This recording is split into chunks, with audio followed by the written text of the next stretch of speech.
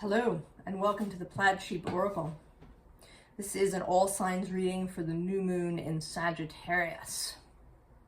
It is conjunct the galactic center at around 28 degrees of Sagittarius.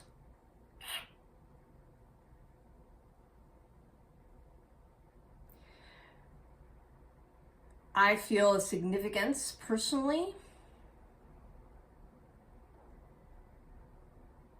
to this moon, and maybe we all have one. Maybe it is very significant in general.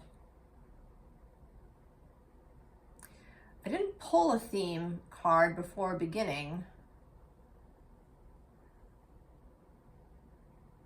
but now I'm sort of minded to, and oddly, from not an oracle deck, but a tarot deck.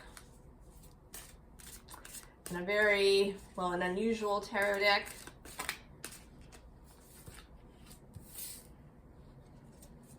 All right, two. Oh, Queen of Fungi on the bottom as I stop shuffling. And the Ace of Combustion on the bottom. So our theme seems to be,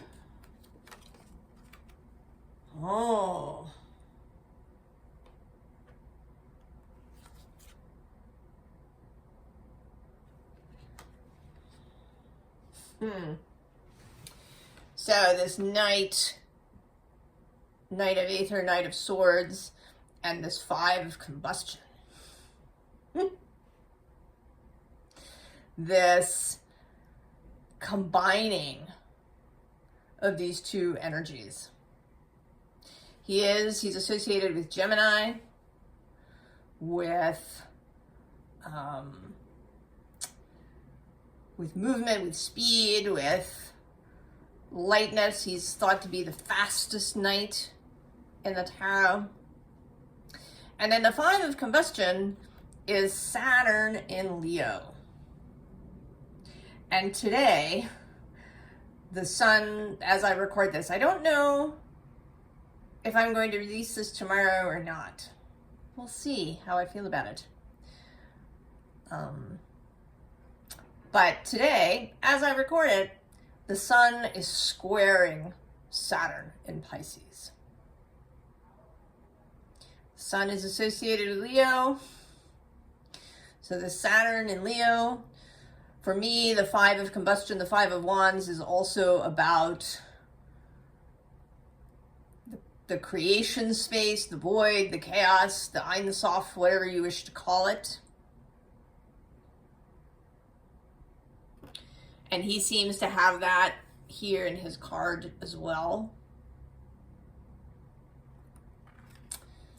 So,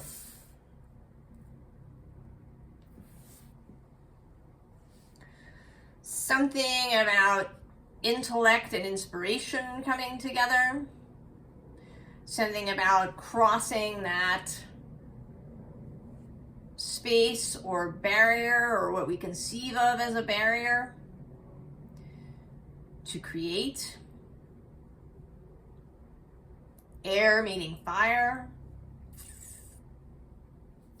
All kinds of things that may come through here. And any reading, any astrological discussion is a limited thing. You are always invited to explore personally what something means to you, how it feels to you, what you are drawn to.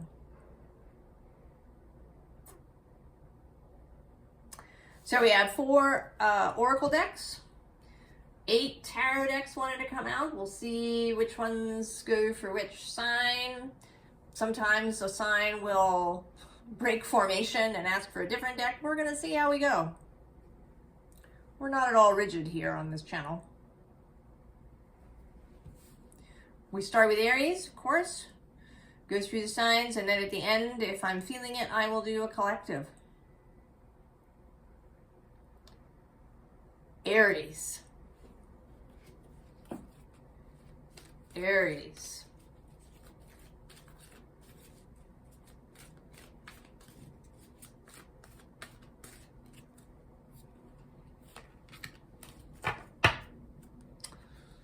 Oh, the egg moon and trust.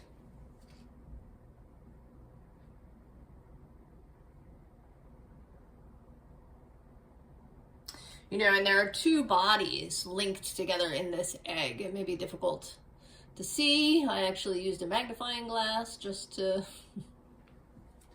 So that may be relevant. Beauty is on the underside.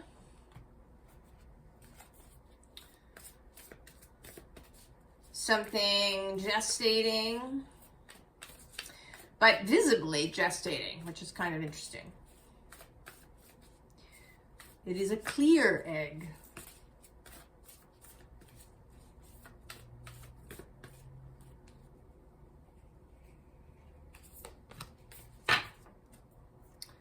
Messengers, guardians, divine orchestration, calling in support.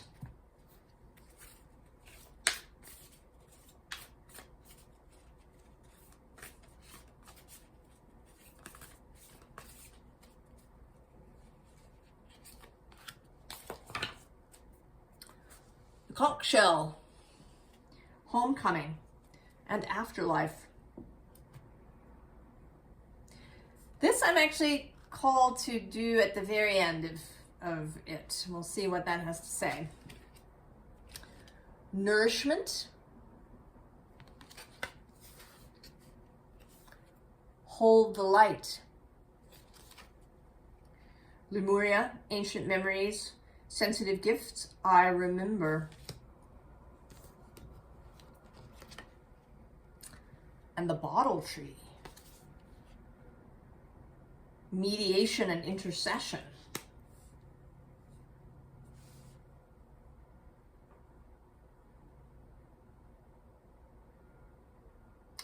Well, this certainly seems like you are gestating something. I mean, this is, I don't know if it's meant to be an egg, but it has an egg shape. We have the egg moon. We have this holding of the light.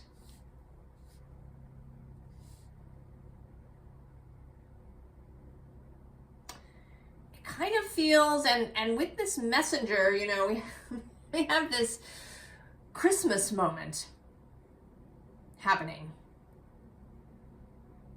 One sees the shepherds out on the hill receiving the angel showing up and saying, hey, this thing is happening. Go check it.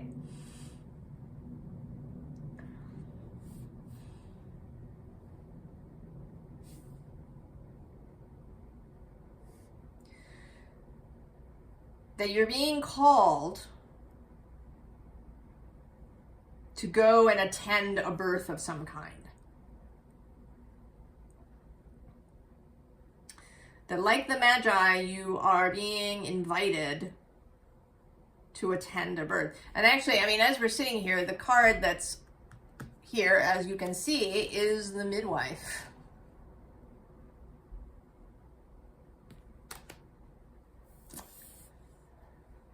And I'm actually feeling now that what I'm supposed to do with that deck is, rather than drawing a card, is that after each reading, I should shuffle. And whatever card is on the bottom of the deck is the next sign's card. So that you are a midwife. And with this conch shell, this sort of symbol for souls that have passed on, for this afterlife, this homecoming.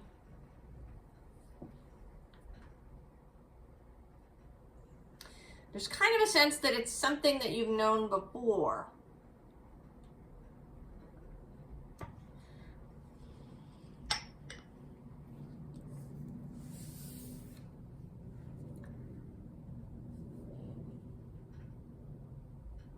That you're being called somewhere, and this hold the light has this,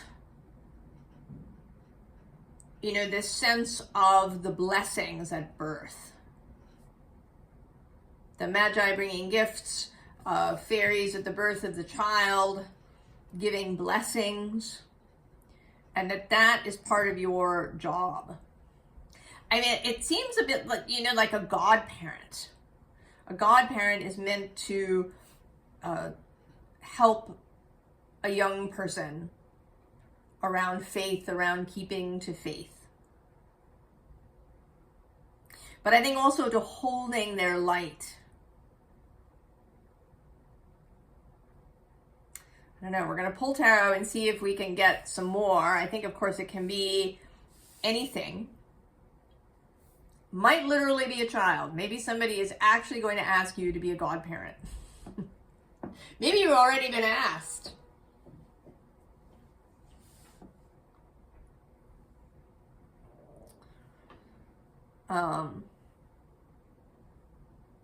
And two, with this mediation intercession, and the bottle tree is meant to trap mischievous spirits.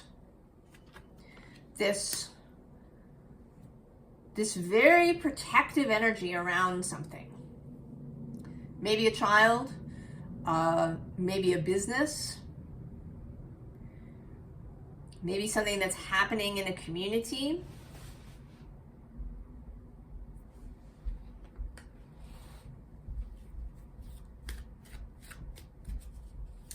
But that you are being asked to be this sort of godparent, protective, blessing energy. Someone who helps hold the space. I don't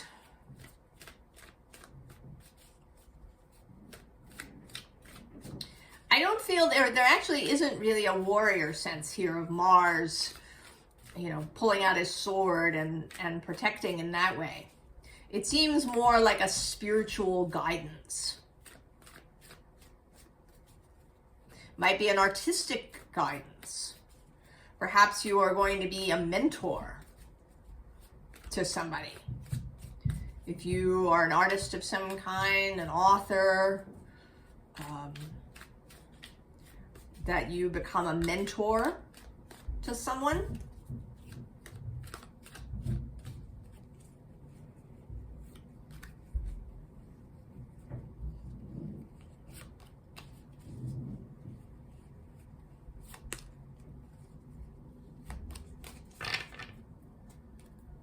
And there he is, the Prince of Swords. I didn't actually say, because our two theme cards that came out, and I'm not going to talk about them. If you want to hear me talk about them a little bit, I did in the intro.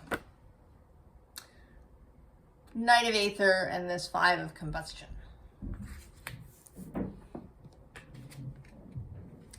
Three of Sacred Circles. The Queen of Swords. The Three of Cups. And the Seven of Cups. Oh, yeah. So there's this whole, like, King Arthur thing going on here. Who's on the underside? The Princess of Staves.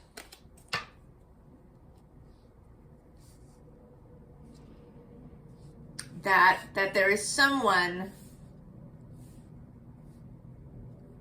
There is someone who will need your guidance, your mentorship, your assistance around holding.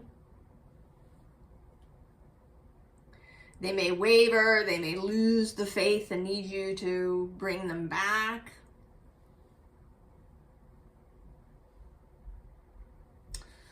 Aries. Right? This seems like where this birth is going to occur. And that you're already here. Because you have this midwife card. You are present at the birth of whatever this is. I hope that you know. Because I think it's entirely different for each of you. You are present. Queen of Swords, she's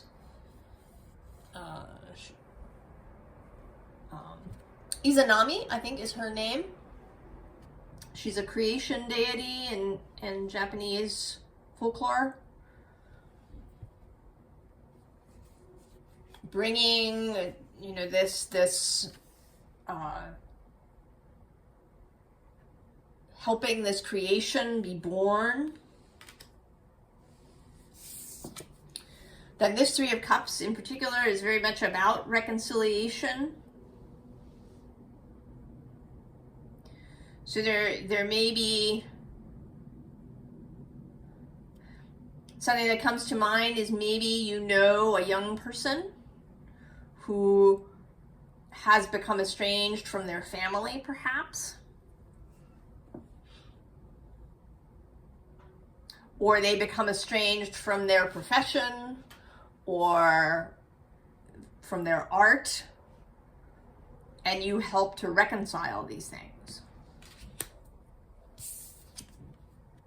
And here that you assist them in their dreaming, in their planning, in their choosing of things.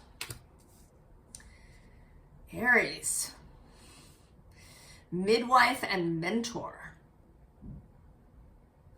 to someone or perhaps something. It really seems like a person, or I guess it could be a business. But it doesn't seem like it's your work of art.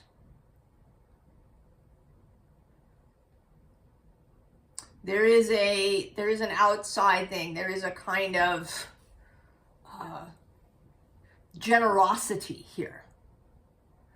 That you have achieved something in your profession, in your art, in your life, and you're now going to share that skill, that wisdom with someone else, or I guess with something else. It may be that you're, maybe you're a business coach,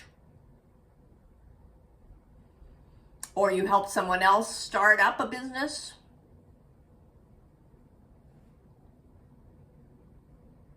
I don't know, Aries. I hope that you know and that you will come and tell me.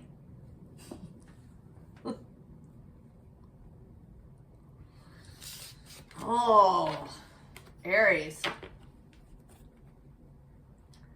Keep that upside down. All right, we're going to shuffle. Now that we're finished, shuffle in advance.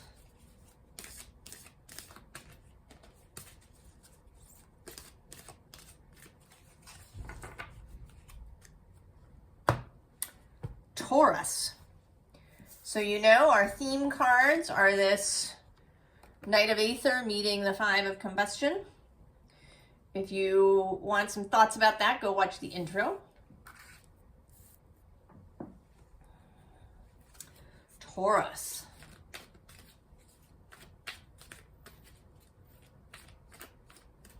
Taurus.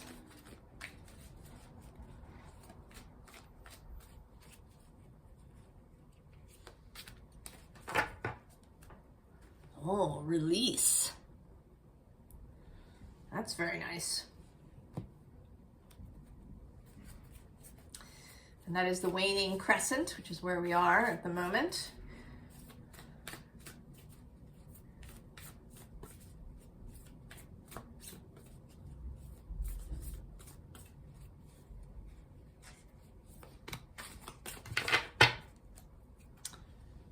Daydream believer. Soul messages, dreamy solutions, seeds of discovery.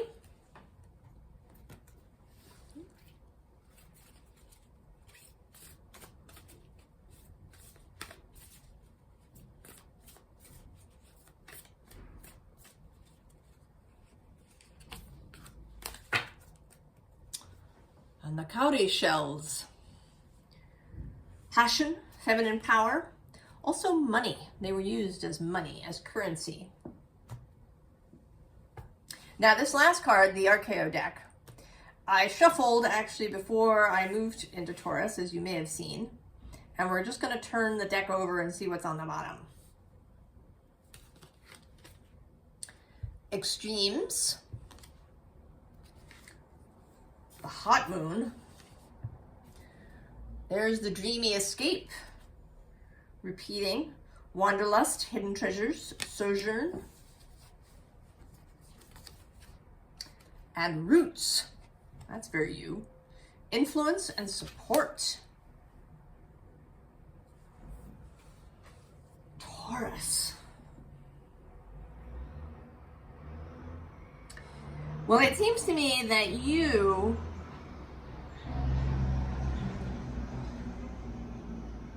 are learning to allow someone to give to you. I don't know, maybe you know Aries. Aries, the midwife.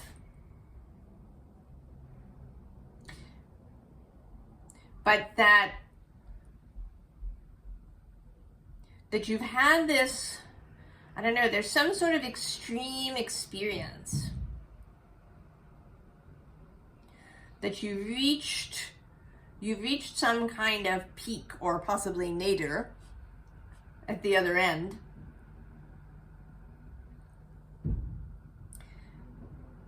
And it's caused this release.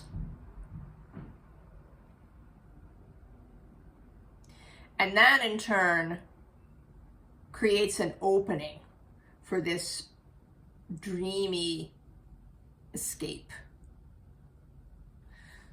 I'm kind of actually seeing, that she's here on this pathway and she's seeing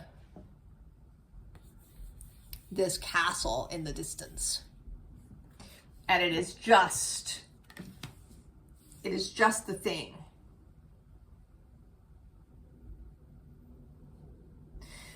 I kind of see her as she's been standing with her eyes closed, having this daydream, and she opens her eyes, and there it is.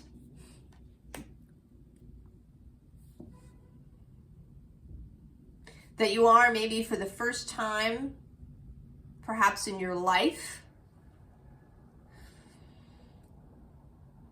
allowing yourself to be supported by somebody else.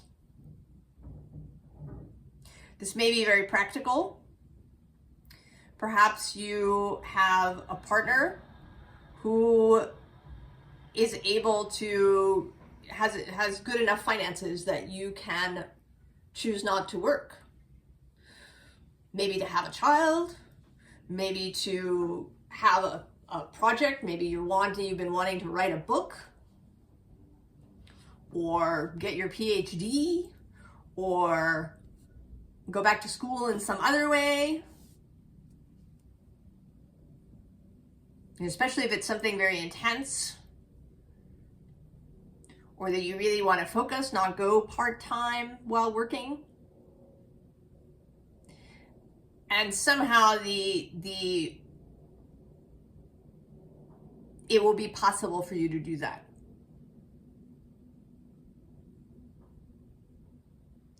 And you're going to allow this person to do that. Or this situation, perhaps, even.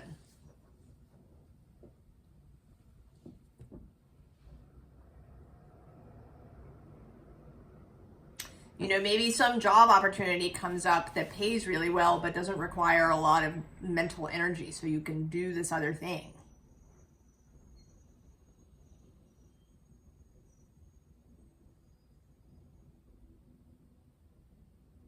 There's some kind of support coming in, and I want to say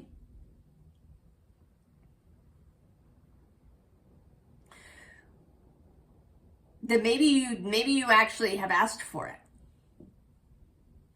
That could be this, that this support system is actually this, that this castle is a person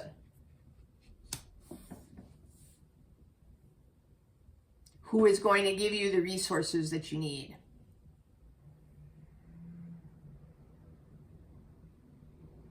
And it may even be permanent. If it is something like a marriage to someone who really makes a good salary and enjoys what they do and is generous and very pleased to be able to share that with you. It may be a permanent situation.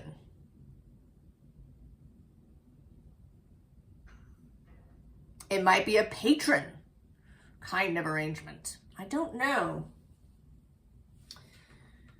There's been a lot of sort of mysterious, these readings. I mean, there is a bit of a connection with Aries. Aries is showing up kind of as a godparent, as a mentor, perhaps, if you know an Aries. Maybe they are this benefactor. That there's a benefactor who has, I want to say they've just been waiting for this opportunity. Maybe they have had all this money and they just don't know what to do with it, really. That they feel, they could give it to charity or to something, but nothing has felt right, or, they wanted something more personal. And here you are.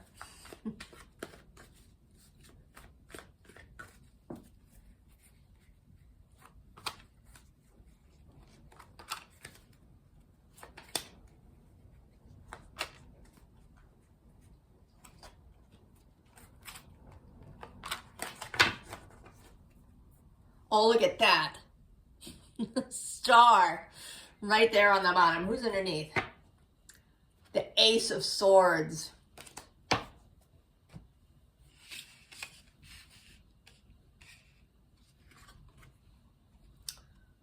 Queen of Swords. Death. The Seven of Pentacles.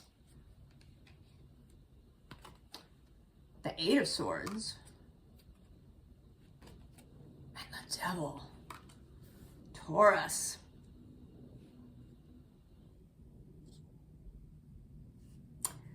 Who's under the star? The Seven of Wands. Taurus.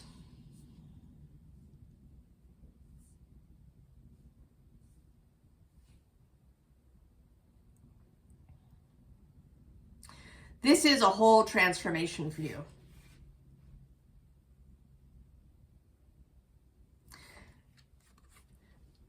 How this is looking to me with this Queen is that you've had your hands over your eyes. But your inner eye, your third eye, has been open.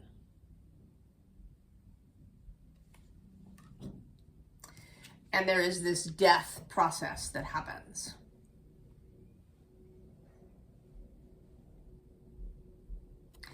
And how it's feeling to me is that you died and they buried you.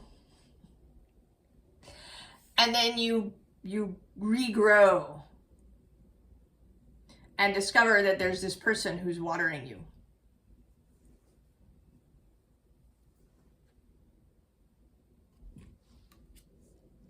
That maybe you thought you were alone, that there were no resources available. And then this person appears after you've allowed yourself to die.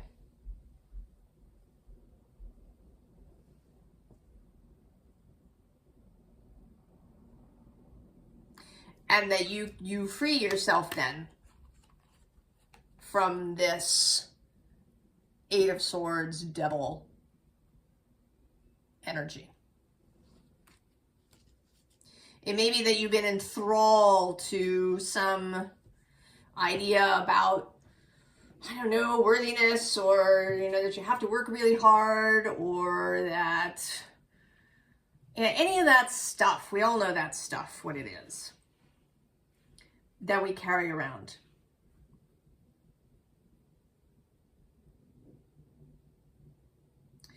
So whatever this extreme experience is that creates this release, it might be, some emotional breakdown in some way. It may be revelatory. I don't know. I think it will be different for different people.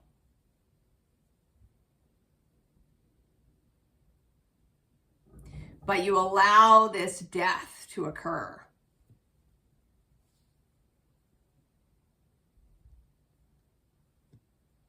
And then, right, then you can open your actual eyes and see maybe what's been right in front of you. It may be that it's been right in front of you, or it may be that it arrives when you are open and clear. This benefactor. Taurus. What's on the bottom? Oh, the Wanderer.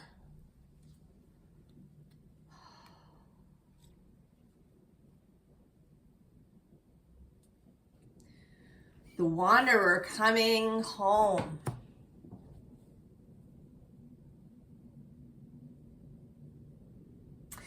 And you know, actually, more than that, oh, see, the Dreamer is underneath.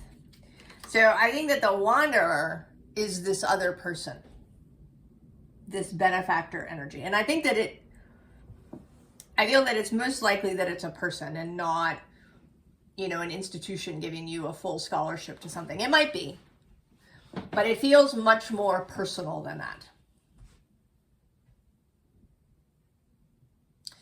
That this Wanderer has been going around and searching. They have resources. You have the dream.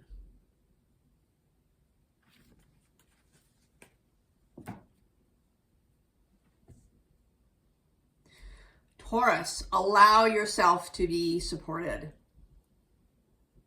Let all of that crap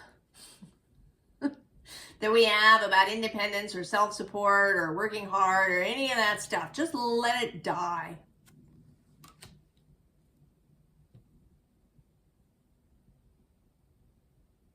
Just let it die.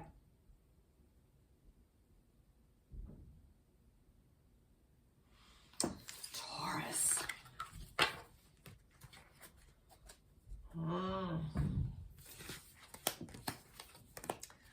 All right, now we shuffle this for Gemini.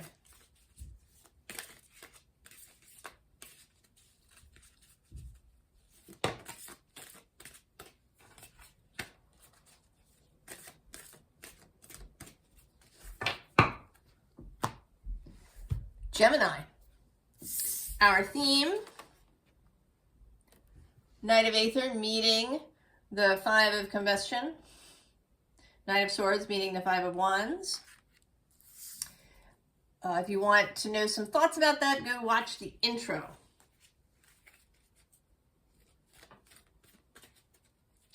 Gemini, of course, this new moon right across the way.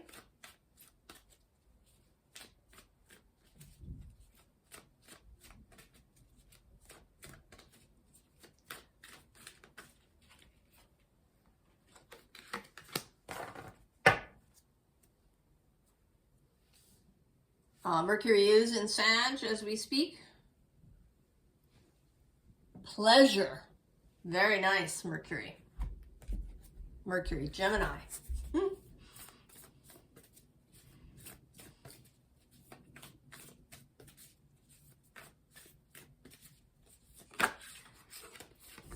It's said that Mercury is his detriment in Sagittarius, but I don't think that's true at all. I think these things are how we feel about it,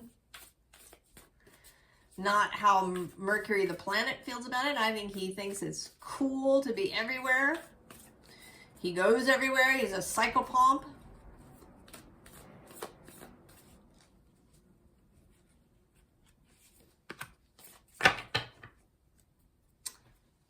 Animal kin. Sweet familiars, messengers, companions. Perhaps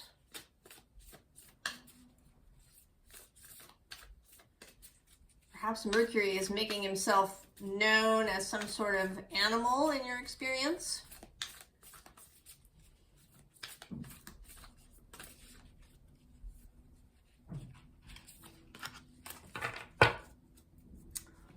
Oh, the abandoned plantation. Dismantling. Ugly truths. We're going to wait and look at that at the end. Fruition. At the harvest moon. Akashic flow. Tapping in. Ancient library. Awakening. And the blessed child. Purity and lost innocence.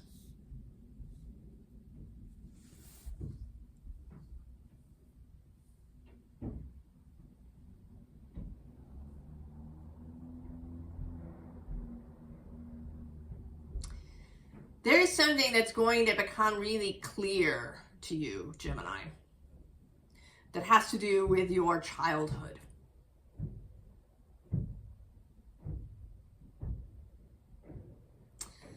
There's something that maybe has been niggling at you, some experience maybe that you had, or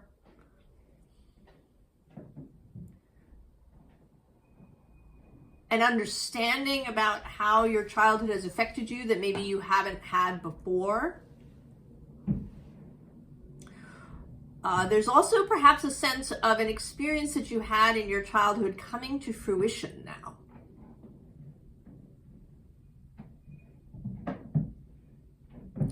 That,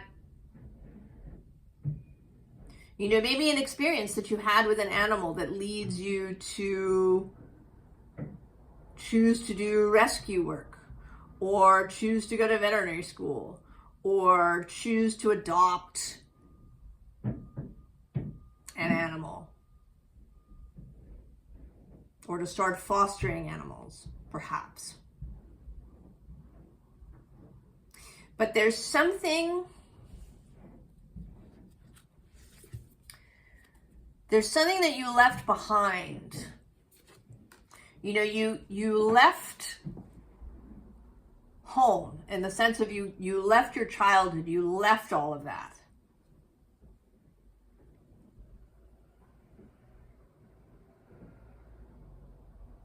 And there's something here about going back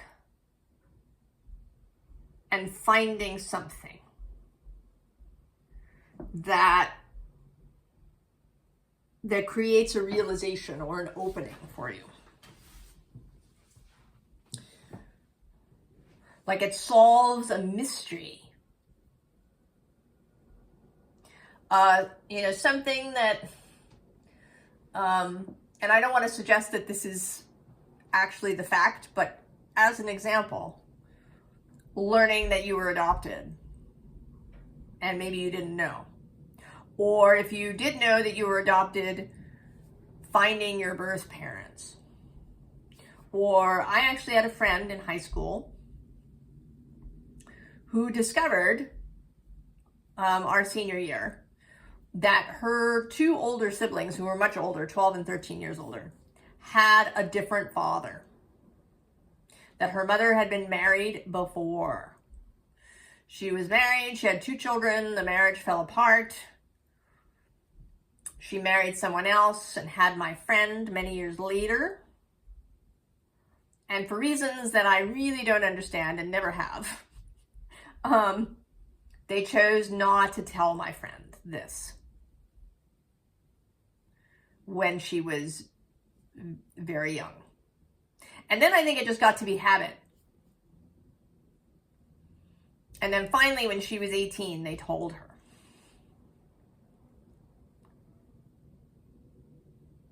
So, right, it's like really, it's kind of weird. And she wasn't upset at all. She's just like, oh, well now, right now I understand why timing in stories, you know, my dad talking about his time in the army, why it didn't seem to mesh.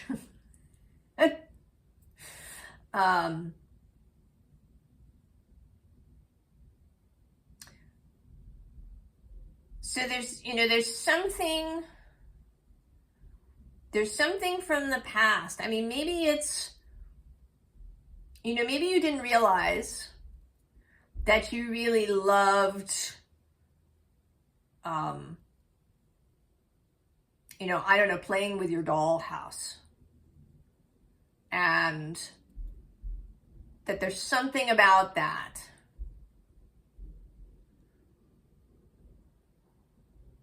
you know, maybe you really enjoyed decorating the dollhouse, and it turns out that you know, what you really want to do for your profession is to be an interior designer. But nothing that you have experienced before this makes sense. You know, you didn't go to school for that, your parents don't do it, and you don't have this memory.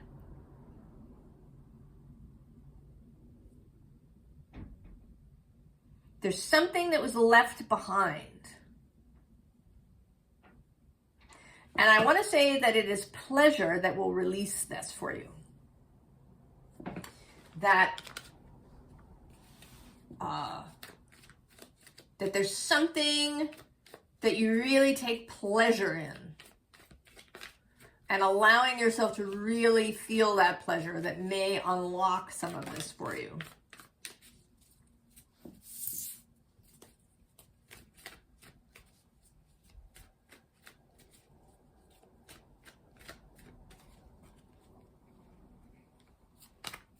All right, discovering a lost talent. Maybe you liked to sing when you were a child and you were discouraged in one way or another. And so you just stopped. Oh, Queen of Cups. And the King of Pentacles, interestingly, underneath. Page of Swords. King of Cups. Ten of Pentacles. And the Ten of Wands. Oh, yeah. So, like, joining these two things up. We even have the King of Swords here. We've had all these court cards, right? This Page of Swords in between. There's some understanding, some piece of information, a memory, you know, I don't know, it could be in the pleasure way. Maybe you're having a really great holiday celebration with your parents, and, you know, somebody tells a story about when you were a little tiny kid, and it's maybe one that you've never heard before, and it suddenly opens something up for you, and you can join these two things together. There's something that has been separated and needs to be joined together. And then we have this ability to create something. And the ability to drop some load that you've been carrying.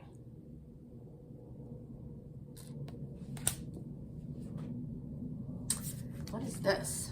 Oh, look, it's the Fool.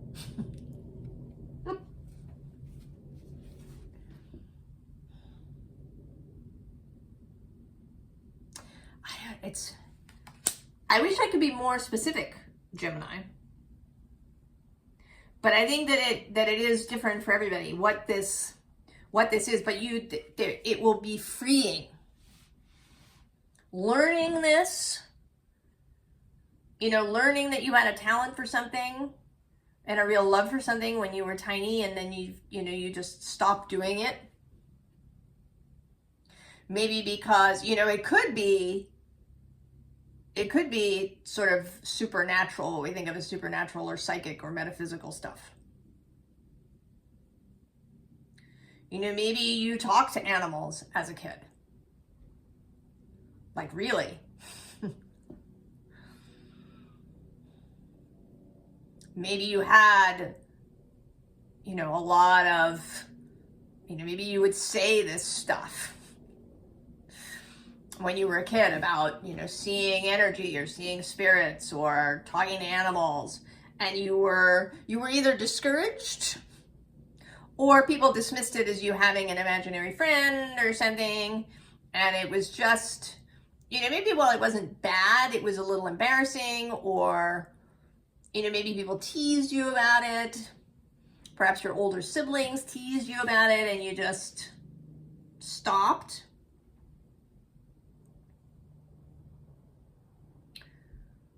There's something now with this new moon that's going to open this up, and you will remember. Let me see what's under here. Oh! It's the angel. Oh, well, look at that. I mean, we have this angel, and then we have this,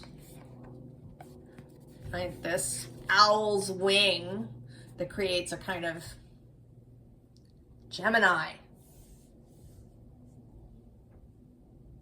I mean, maybe it's angels.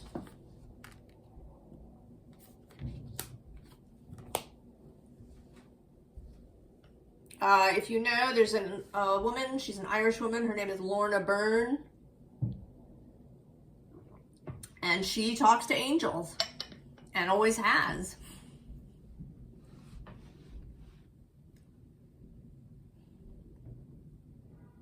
And she's actually very dyslexic.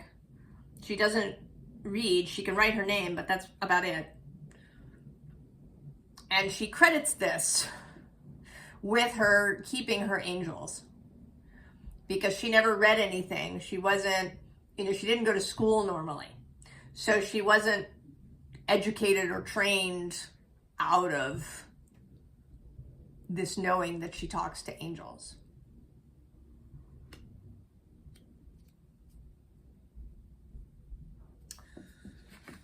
Gemini, well, if you know what this is, maybe it's already happening for you.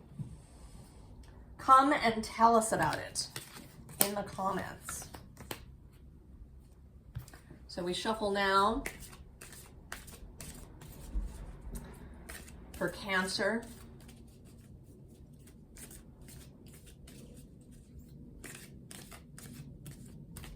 Now, Cancer,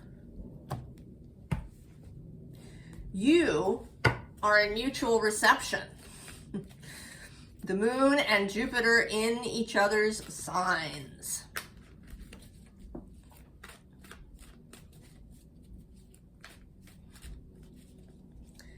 Some real communication possible. And it's similar points. The Jupiter is earlier, he's at about 23 degrees of Cancer, and the moon is going to be at 28. But it's in the final decan of each of those signs.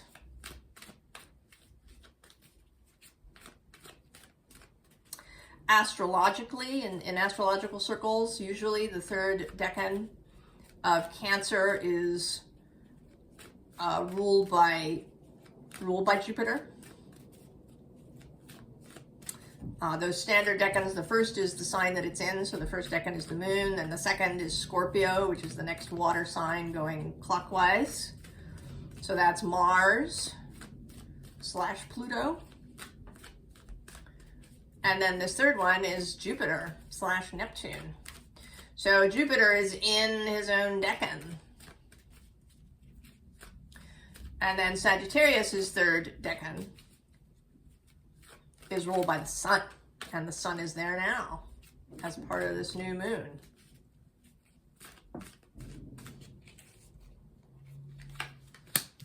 All these things lining up, Cancer. I feel like there's a lining up, blossoming. There's a lining up.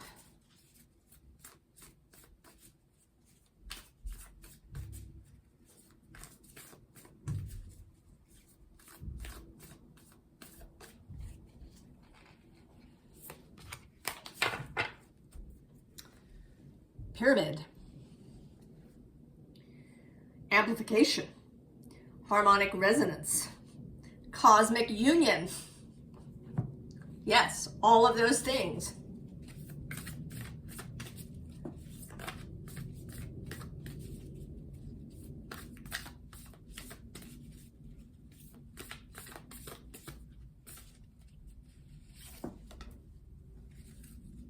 Oh.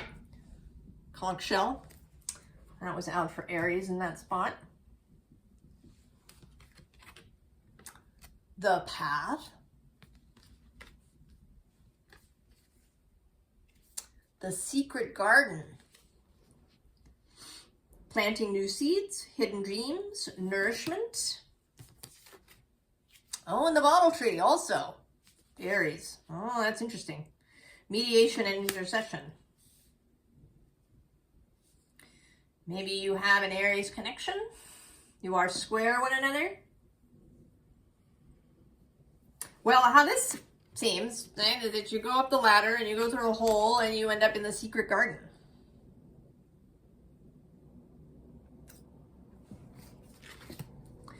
That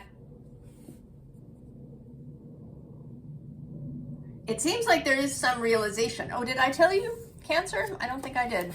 The theme cards that came out were this Knight of Aether and this Five of Combustion, and I talked more about it in the intro.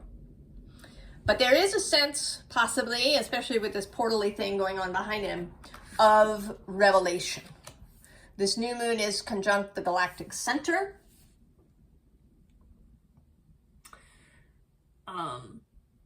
So a central point, a pivot point. But the sense of energy being amplified. Who's under there? Reflections of time.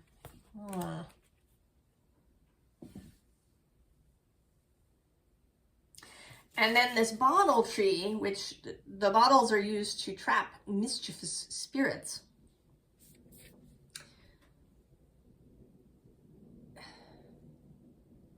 It feels a little bit, actually, rather than mediation, it feels like a harvest. That you have put this bottle tree out, not to catch mischievous spirits, but to catch blessings.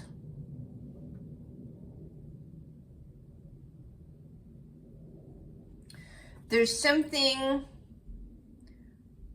about cultivation. I think that you have been cultivating this secret garden. And you didn't even know it. Maybe. Or you did know it, but it felt really dreamlike.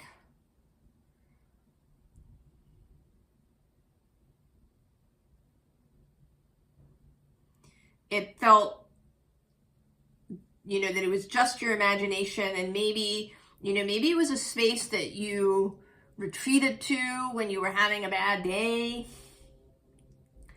That you would, imagine a beautiful garden, or, imagine your perfect house, or something of that nature in your mind. And you may not have realized that you were creating this. And that now this path is going to open up. So what has previously existed only in non-physical form, and what Abraham thinks of as the vortex, or what they call the vortex, in this void creation, Ein Sof space, now a door is going to open up. So you can actually, right, it's going to come into manifested reality.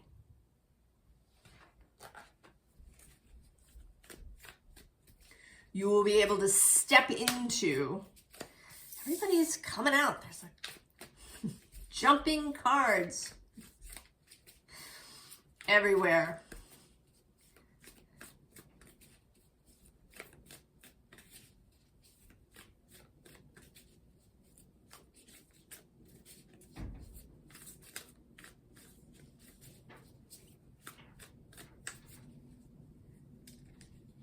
And maybe it saved you a little bit. Or it may have been an advantage if you didn't think of it as real, if you thought of it as a dream. because it may be that you are less inclined to put restrictions on it.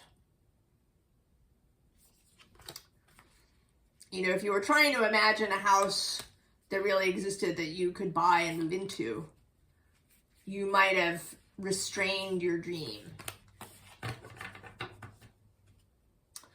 Oh, Temperance.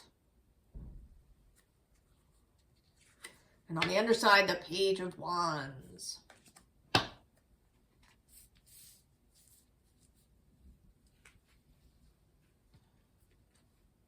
The Tower.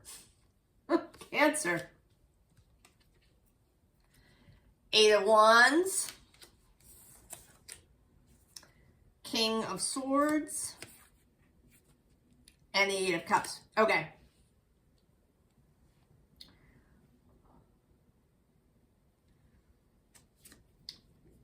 Temperance is Sagittarius's card.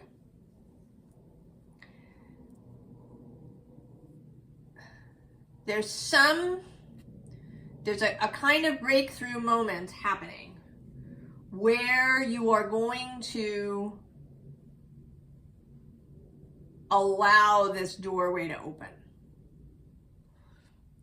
It seems to me that this hug that you are receiving from this angel, angels seem to be a thing. We'll see how that goes. From this angelic energy is you are allowing this hug really for the first time.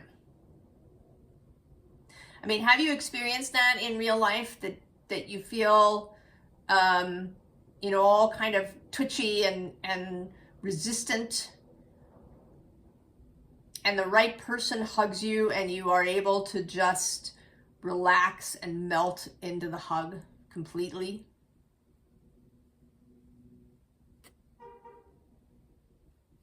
That is on offer, Cancer, with this Jupiter moon relationship.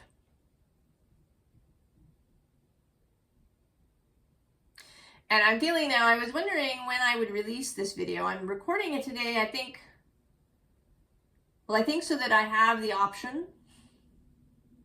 Also, yesterday and today, there's no work happening at all in the building of any kind. It's too cold. And with the cold, there's not a lot of activity happening. It's very silent here. So there's this quiet space to do the reading.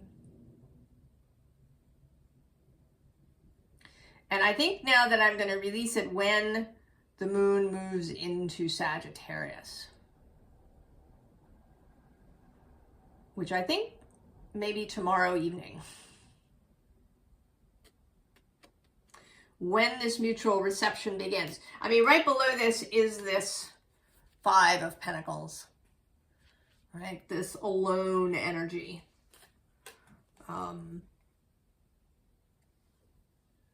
You know, the way animals that are feral, not wild, but feral. This feral energy of distrust. You know, there's coming a little bit closer, but then there's running away. This distrust.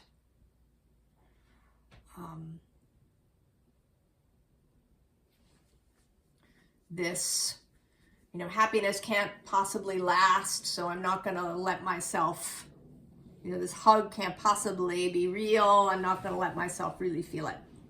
And you are.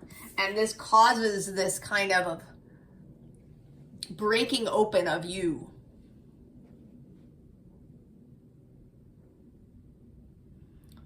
Any remaining armor and resistance that you have to goodness. And once that happens, then things will start to happen fast.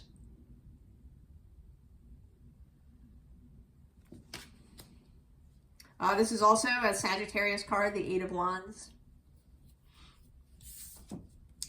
And then the King of Swords.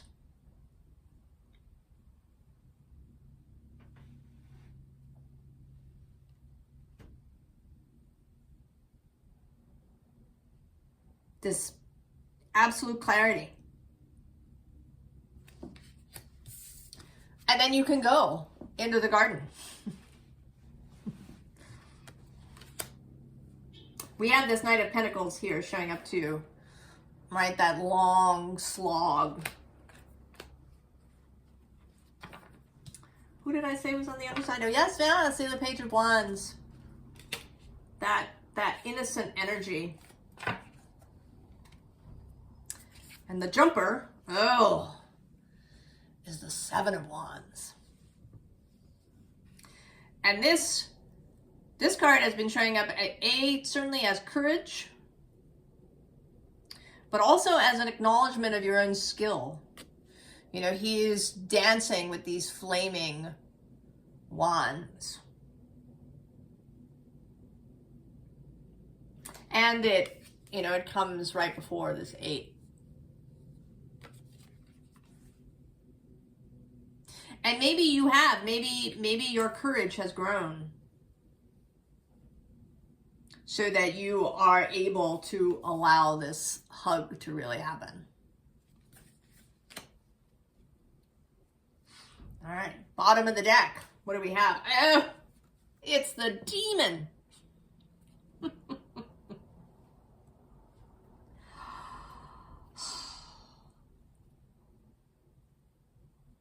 You know, in this deck, the Demon's job is to be a kind of alert system.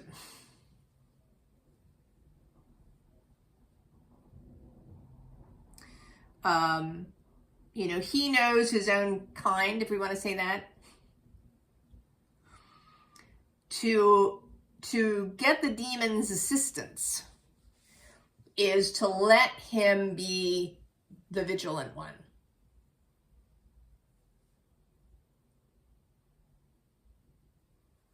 Right? In this talk of angels and demons, you allow the angel, you can see the difference. And, you know, your personal demon, this archetype, gives you discernment. So that's part of this skill, Cancer. Oh, well, that feels lovely, Cancer.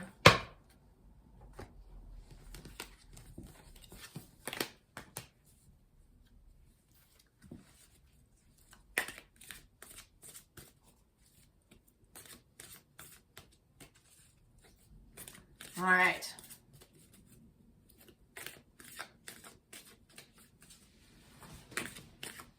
Shuffling for Leo.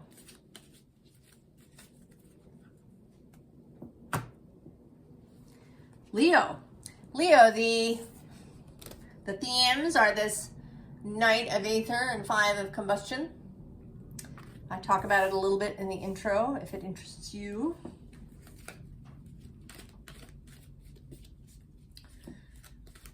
This meeting of air and fire. And of course this moon is trine your sign.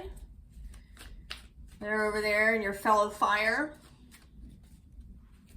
And there's a kind of mutuality that's happening. The new moon is happening in the 3rd decan of Sagittarius. Ooh. All right. Oh, surrender. Ooh, Leo, which is ruled by the sun in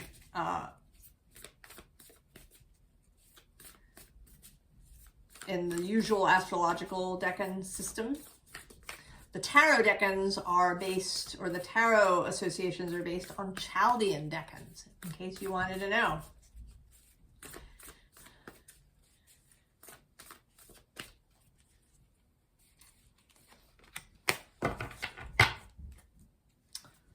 Earthwalk.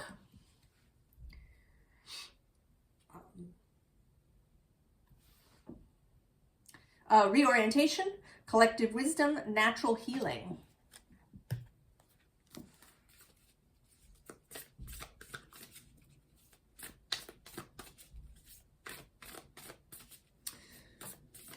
Finding your compass.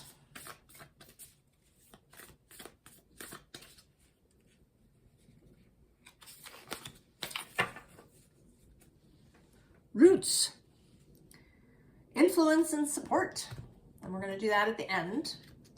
So what did you want here? Oh, that's interesting. Resilience and will.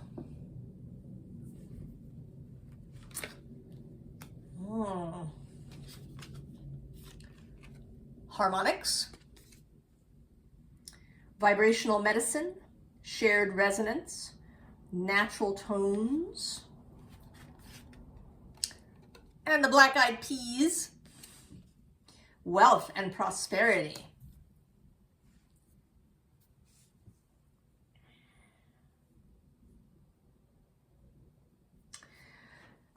Well, this certainly seems to be you getting your compass back.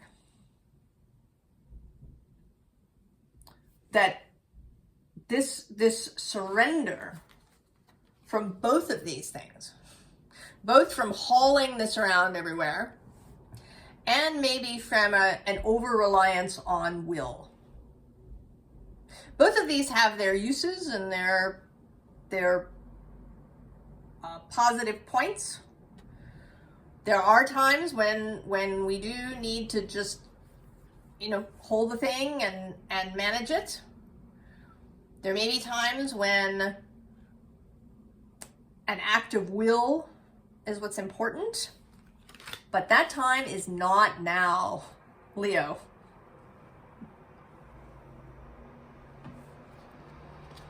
This surrender, this reorientation to your compass. The compass of your body, the compass of knowing which way to go, of accepting support, moving towards wealth and prosperity. I'm actually noticing now in the Cancer reading, this card 33 came out, which is blossoming. And now this is 33 and it's wealth. Blossoming wealth, Leo. That will come from a surrender. It may be that your heart, your kind of bodily compass has been wanting to turn you in a particular direction and you've been resisting it because you think, you think that you have to stick to something, that if you don't, you're a quitter, or, maybe you just have to stick to it for a particular amount of time, that you're not ready, that, maybe that the thing feels lazy, or it feels too easy, or, in some other way, a temptation that you're not supposed to get into.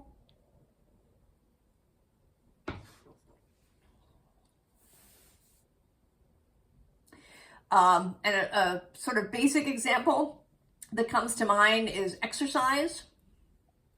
Really pushing, doing the CrossFit, going to the gym, doing the things. And your body is wanting you to do something else, to relax, to, not push, to do different kinds of exercise, maybe to not, do things in a really regimented way. And you've been resisting that.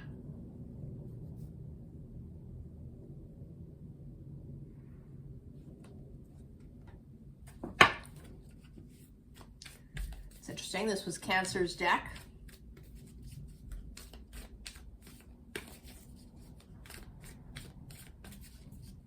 There does seem to be a lot about surrender, about more easefulness. It's interesting in a Sagittarius new moon.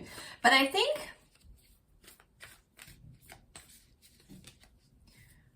that, that being relaxed and easeful If you watch someone who is a martial arts practitioner, you know, Qigong, Tai Chi, Kung Fu kind of stuff, they maintain a relaxed stance. Because if you're rigid or you push too hard, then you're going to fail in some way. It's not going to work out. To be relaxed is to be ready.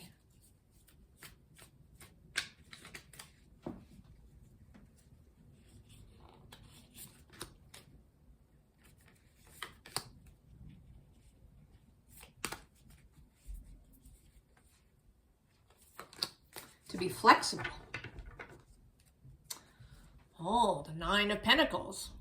That is a relaxed place. Oh, Death on the bottom.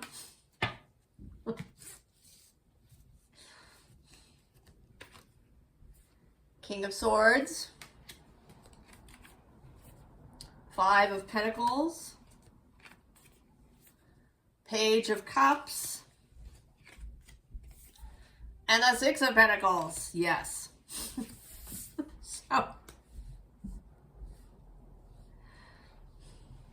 So receiving, and this bird arriving,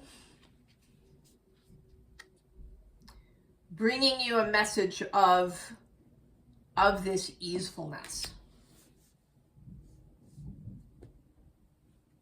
It's under the Nine of Pentacles. Oh yeah, see, there's the Lovers. That's Gemini's card from across the way. We also have the Wheel of Fortune. Oh, and the Sun. And the Two of Cups. And Temperance. Oh, but I'm going to go one more with the Empress. Oh, and one more after that. The Ten of Pentacles.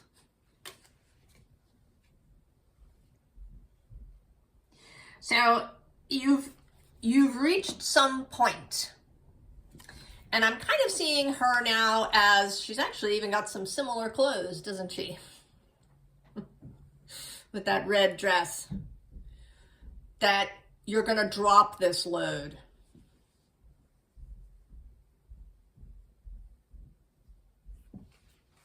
That you've been carrying. You're going to drop the load. You're going to come into some new understanding. You know, where it isn't solely about will.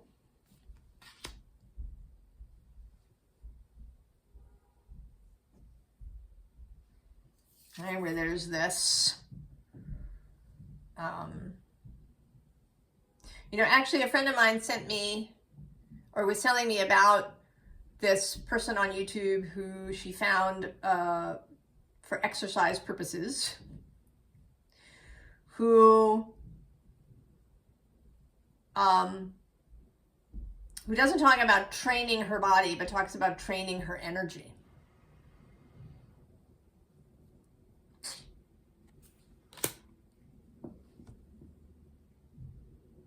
And when this clarity comes through, then you can leave this Five of Pentacles space.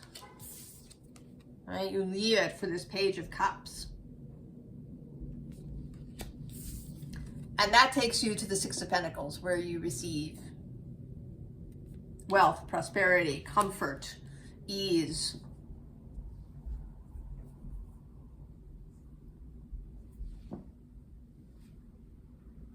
Surrender, Leo. Who's on the bottom here? Oh, it's the Wanderer. Interestingly, this showed up in Taurus's reading. And actually, there's a similarity a little bit between you and Taurus.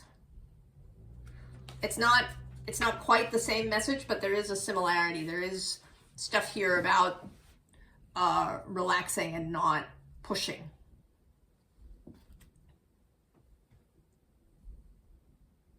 But in your case, I think the Wanderer is is flexible. The wanderer doesn't have to stick to a particular path. He's prepared to go, you know, where his intuition, where his body, where his feelings lead him. So you are becoming more flexible, Leo. You are the fixed fire.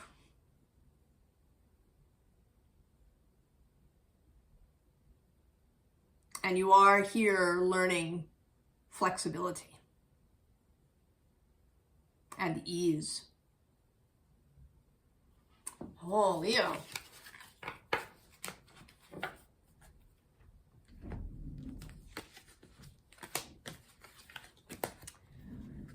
We shuffle for Virgo.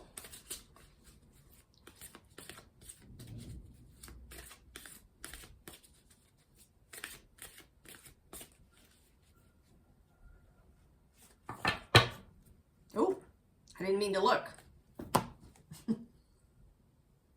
Virgo. Virgo.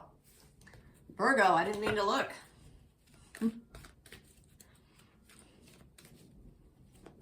know, maybe I was supposed to. Maybe it'll be, maybe it'll give me context. It's an interesting card for you.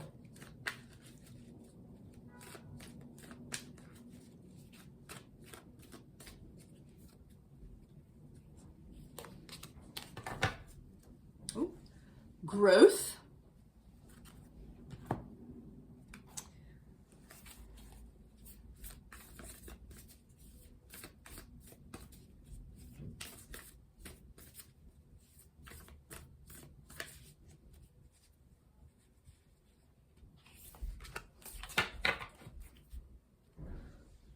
Moon casting.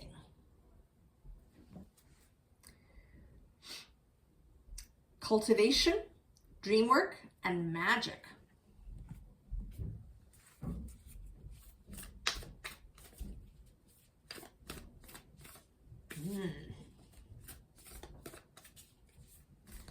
There's some relationship to Cancer here, both with this growth and this moon and this cultivation.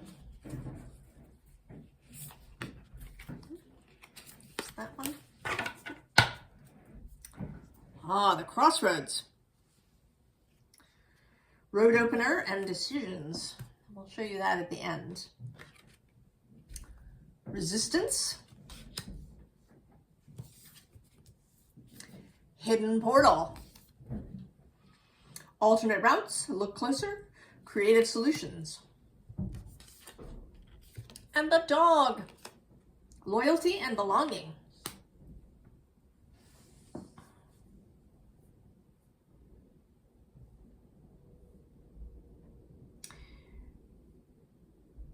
You are about to be shown the way, Virgo. I don't see this dog as talking about loyalty, but as a guide. You know, Lassie, is Timmy in the will? That this dog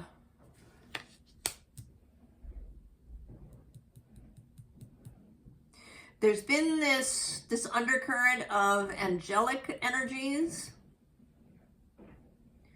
There's gonna be some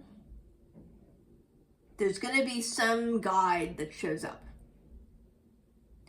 And I don't know if they're a person or something you read, or I don't know. I think it's going to be different for everybody.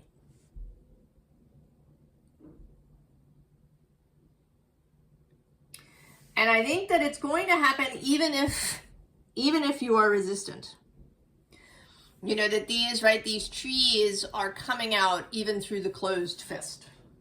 The way, you know, a mushroom might punch its way through concrete. The way plants come up through the cracks. This growth on what seems to be, you know, a difficult space, right? It's right on top of a ball. trees' roots. You know, you've seen those trees that are growing on the sides of cliffs. So this, now the message will come. What it cannot do is force you to follow. So the message is going to come through. It may come out in dreams, in daydreams, maybe while you're divining for something else, that this comes through.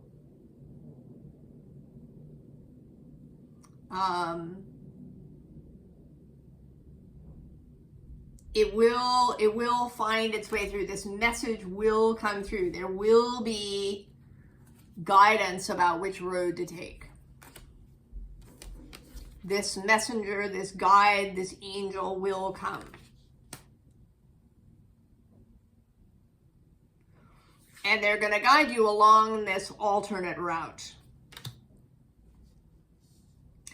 And your job, as usual, is to be willing.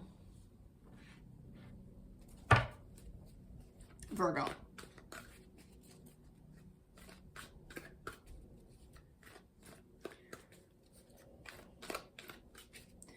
The guide will come.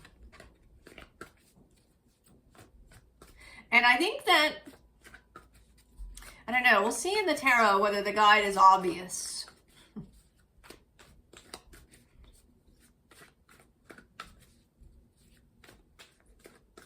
I mean, one does sense often in movies and shows, there's an animal guide who you feel must be very frustrated because the humans take a really long time to get it.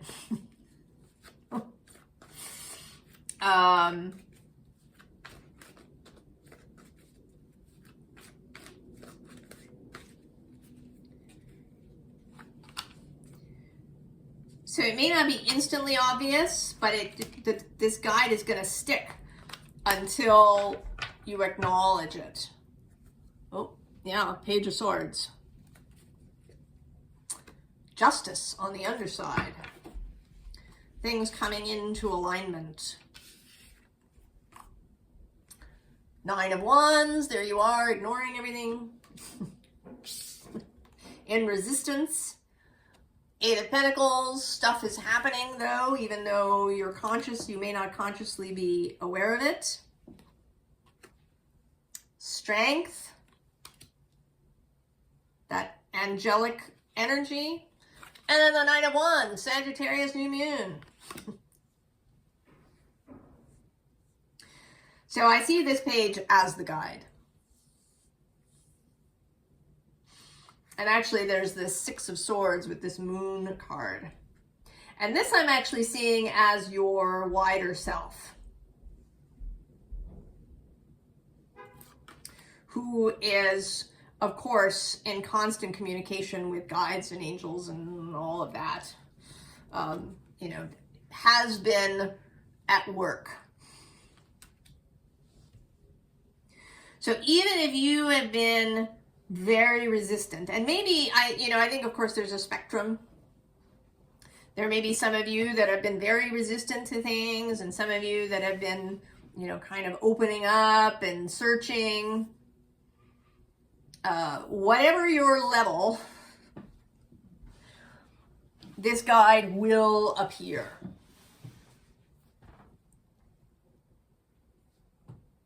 And I don't know, there's something,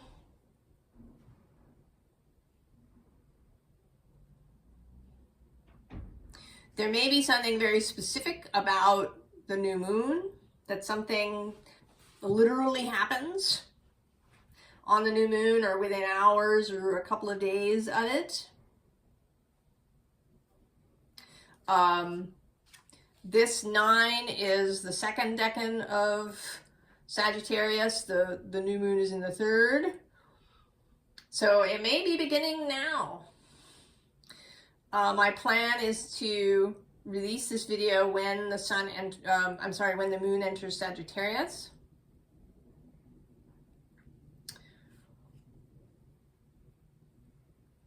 It may So maybe something that starts to happen then, I don't know.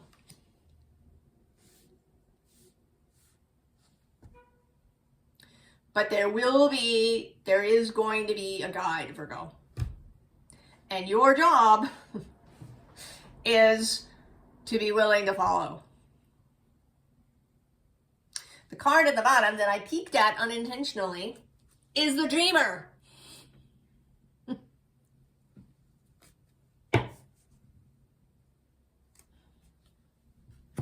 That is your job, Virgo. All right, this North Node in Pisces. Be the dreamer.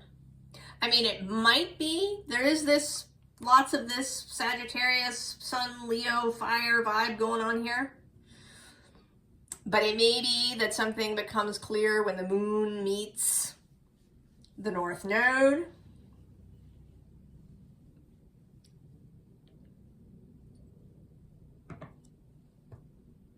I don't know.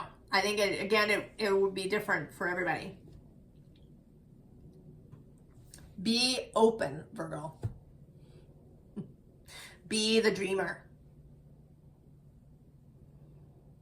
You know, if there's something that appeals to you in, you know, solstice rituals, New Year's rituals, any of this kind of stuff that sounds fun and interesting, go ahead and do it. Follow the weird, Virgo.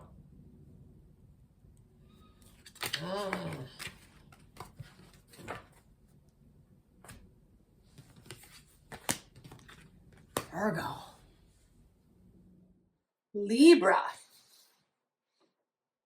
The theme going, the Nine of Aether meets the Five of Combustion. I talk a little bit of that in the intro if you're interested. Libra. There's been some interesting things. There's lots of stuff about angelic kinds of energies and releasing of things and help arriving. All right. Lots of things popping out. Oh, hunger, Libra. Oh.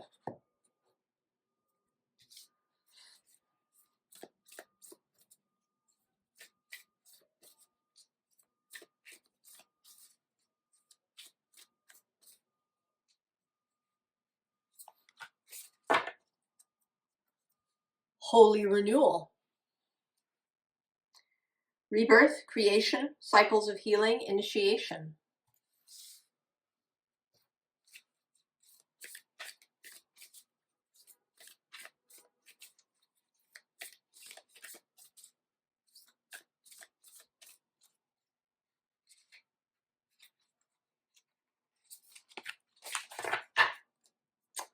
Oh, blessed child. There's some of that angelic energy showing up. Now this I actually shuffled, I paused for a little bit between the Virgo and your reading, and I already shuffled that, but we'll look at it at the end. So who do we have here? Oh, we have blossoming and resistance. These have already come out in different ways. Oh, the Daydream Believer also came out in the Aries reading. Black Walnut. Discernment and self-worth.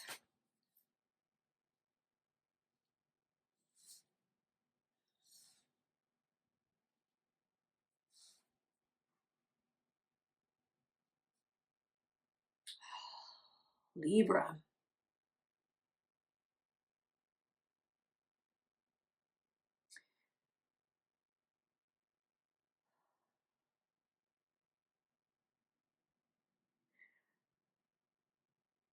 You are bringing something into being. There's some of that too. But I have this sense that this is you playing this violin. And that your playing this violin is creating growth and blossoming.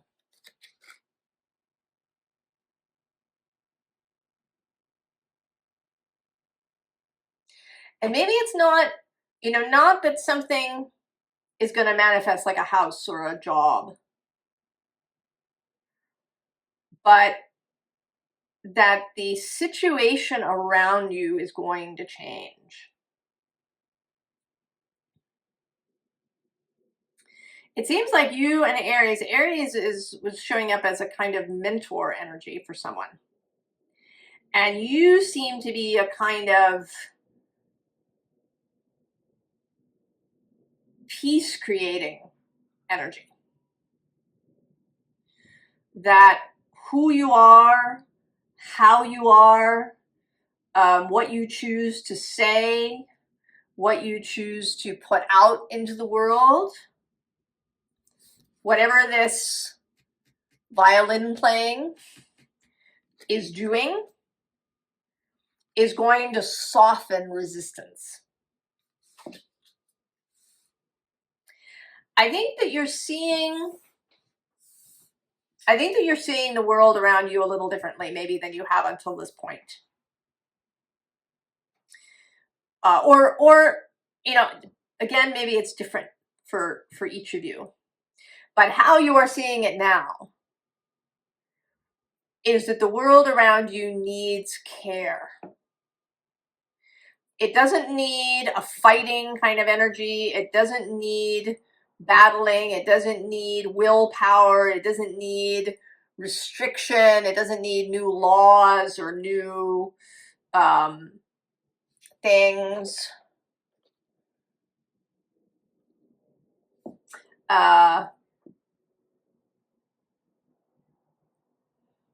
What it needs is love and care and understanding, compassion, gentleness, tenderness.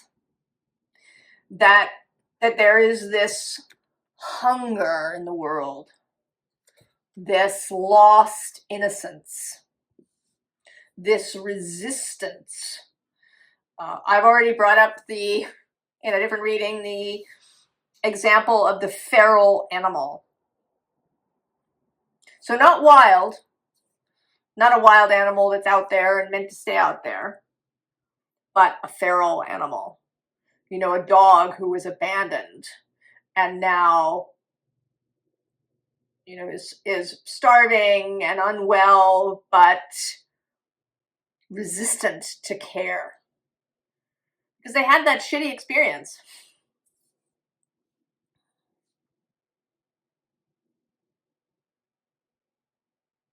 Right? They are hungry for care, but there is resistance. And you, it seems like, are really able to soften that resistance. And you're going to know it. You're going to feel confident, right? She's very confident. Oh, and look at that. Inner magic, look at that angelic card. I want to say, Libra, that you walk with the angels.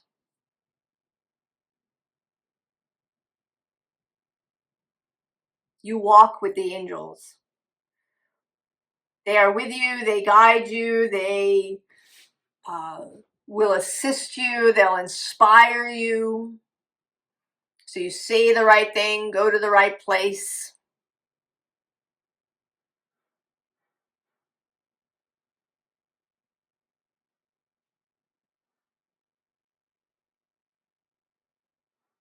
I'm thinking now really of the bishop's wife, where Cary Grant is an angel.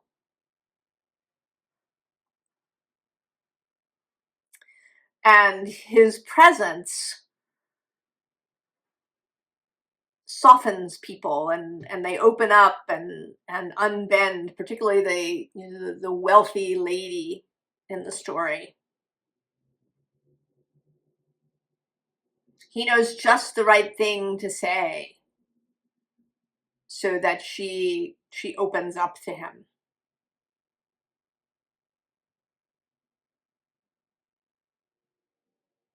Oh, Libra.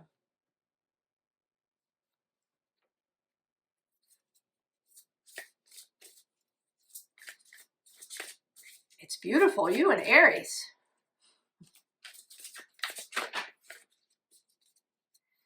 All these jumping cards.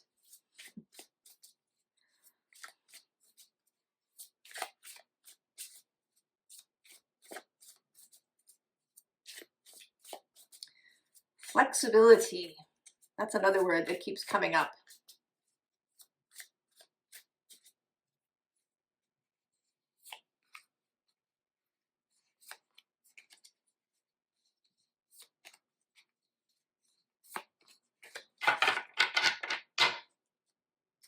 Oh, there he is, the Knight of Swords. Who's on the underside? The Emperor.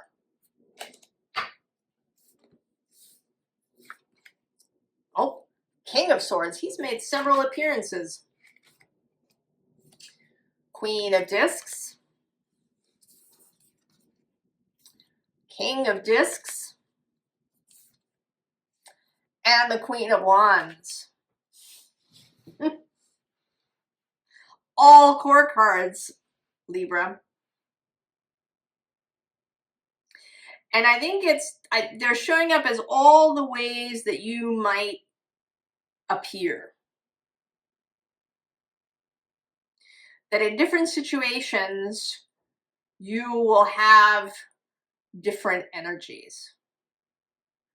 That you are going to be flexible, that you're not wedded to any particular thing.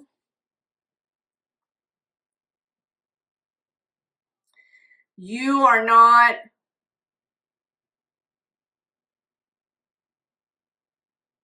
concerned.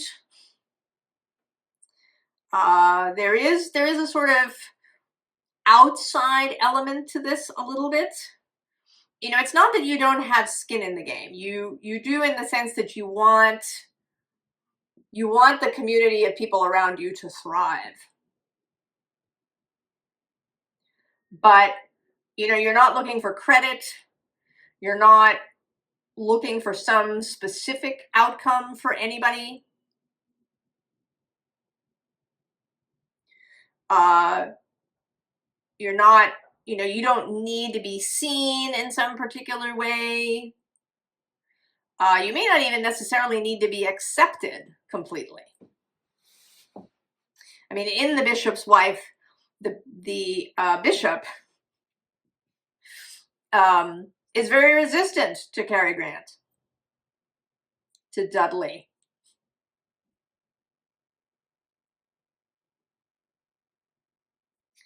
But Dudley isn't concerned about that.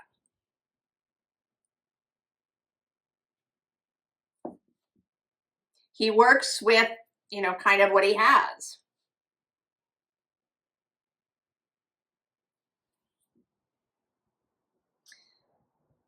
And that, I think, is how it is for you. That you know when you should be the King of Swords. You know when you should be the Queen of Discs. And that's a more nurturing energy, a more receptive energy, more perhaps motherly, or, you know, being a listener. You know, or the King of Discs, being encouraging, being really supportive. When maybe you're inspiring, when you encourage people's creativity. You know, maybe there are times when you just bring a message. And under him, we also have this Princess of Cups. Yet another energy, this innocence, playfulness.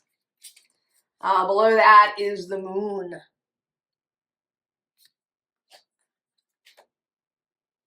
Moving, shifting, Who did I say was on the bottom? Oh, yes, the Emperor. Maybe sometimes you are the Emperor. Oh, and then we have the Page of Wands next to him. And who's this jumper? Oh, the Eight of Wands, swiftness.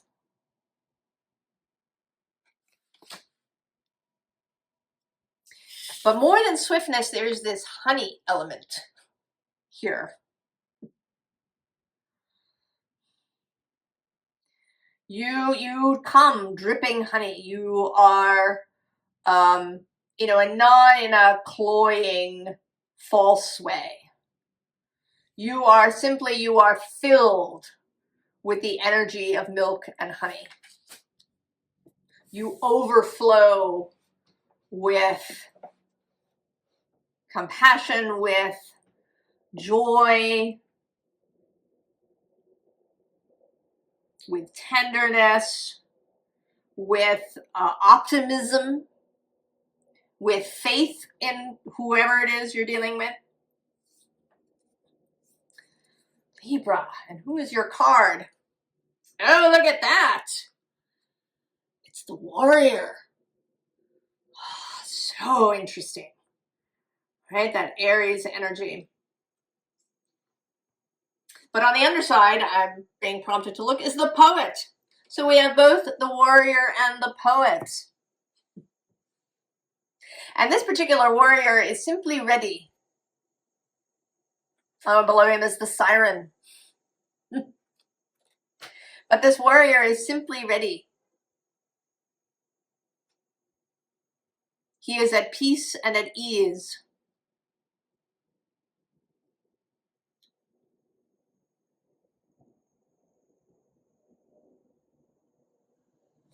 Libra.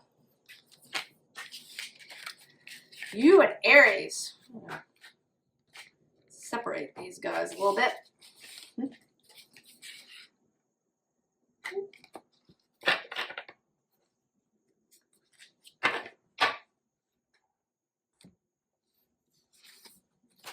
Absolutely lovely. Now we're going to shuffle this for Scorpio.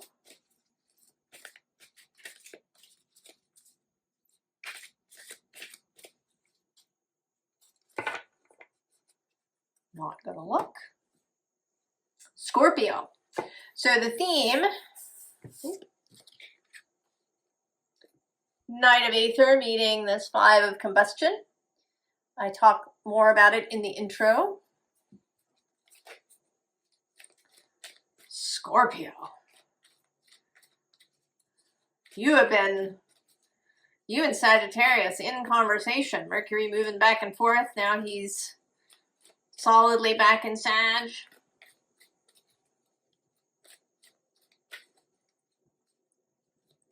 Won't be another retrograde until he gets to Pisces next year.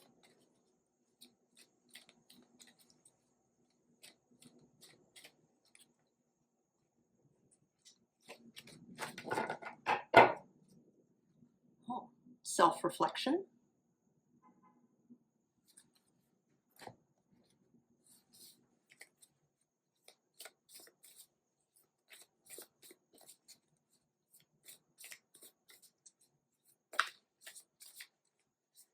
So it's interesting, the sunlight that's coming through is actually reflected light from a window in the building across the street.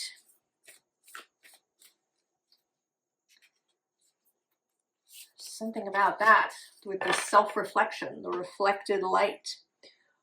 Holy renewal. That just was out in Libra's reading. But I think it has a very different meaning for you.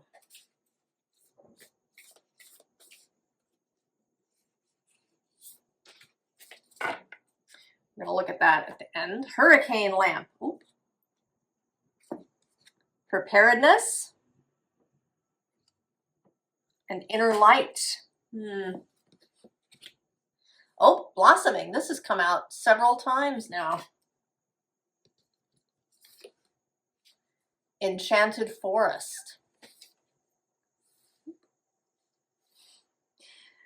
Nervous system support, deep breath, grounding. And the wild violet. Self-actualization, individuality. So in your case, this is a personal blossoming. This is the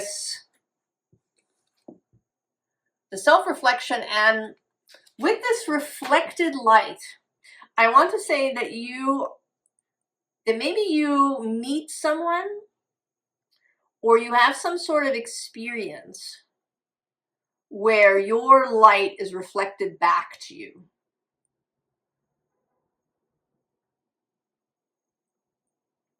Where you have a real experience of seeing your own inner light in a way that you haven't before. That this holy renewal is yours. And that maybe this bit of light within you has been kept under a bushel.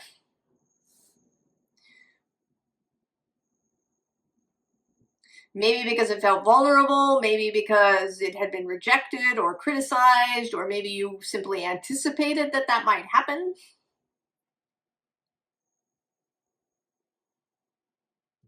You know, that's a tricky thing with very sensitive children. You know, a parent may not visibly pull back or react poorly to something that a kid does, but a sensitive child might feel the pullback, right? If there's just a pullback in energy, a sensitive child might feel that. And so even though the parents are doing their very best to be open and welcoming to all parts of the child, they can't, you know, you can't always control every subconscious thing you got going. So it could be that you're just really sensitive to energies, and so that either you've kind of shrunk in, or maybe you've built, right, you've built a scorpion shell for yourself, or you're just really, you know, it takes a long time for people to get to know you.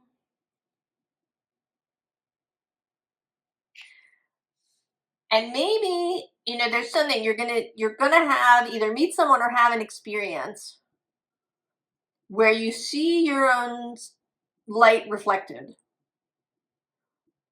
And it's so beautiful that you realize you should let it out.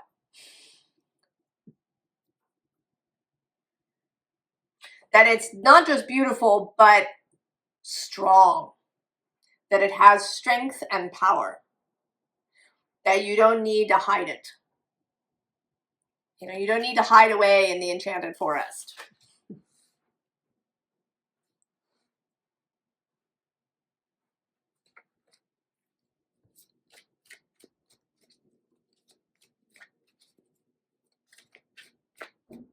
There's been senses of angelic energies, and, you know, this kind of feels like, with all of these little orbs of light here, that there's some aspect of you that's sort of pixie-like or fairy-like. You know, maybe it is sensitivity or psychic knowing or something. And you don't generally release it because you are afraid for it.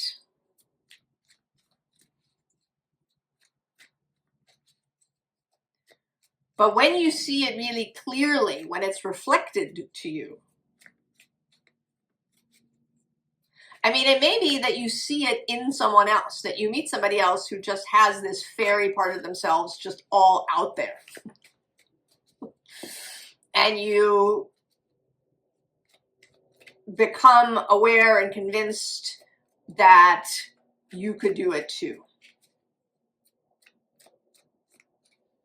Or you run into somebody who's really sensitive and sees that in you and persists in drawing it out of you.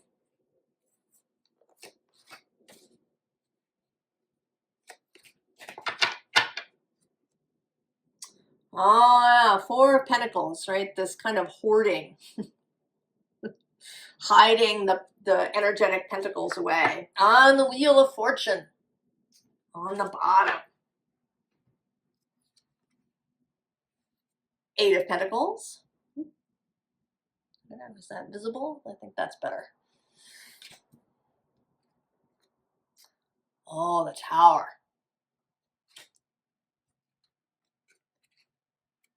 Page of Cups. Six of Swords. Ah, Queen of Wands. Yes. Okay. So,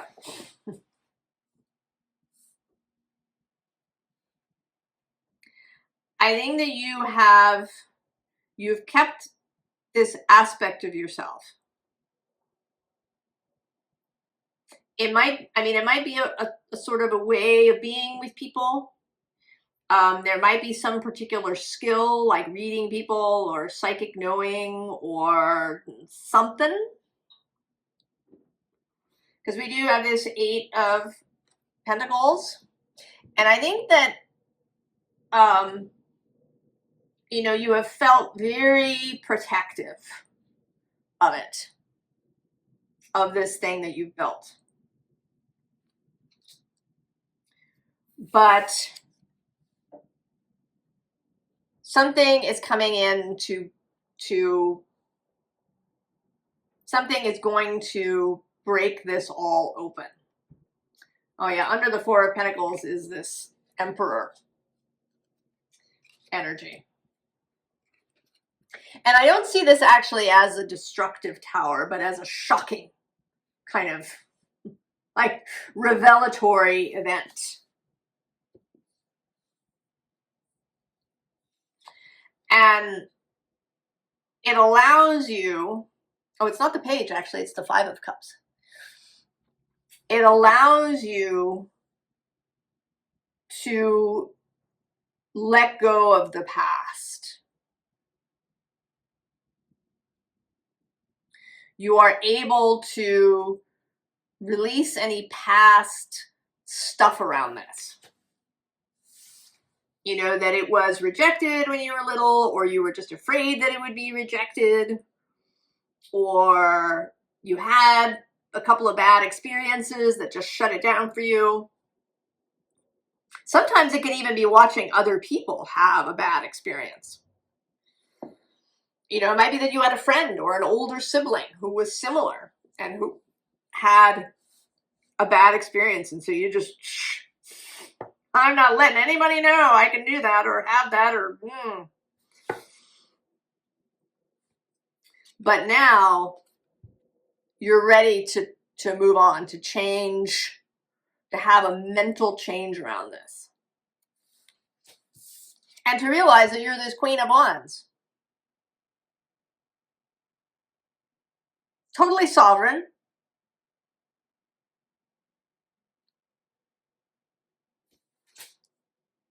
Adult, grown up, capable. And also, you know that the world may not be what it was when you were a kid.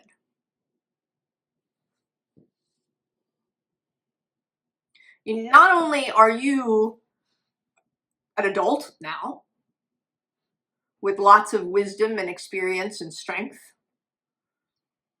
but, you know, the people around you aren't who they were, perhaps.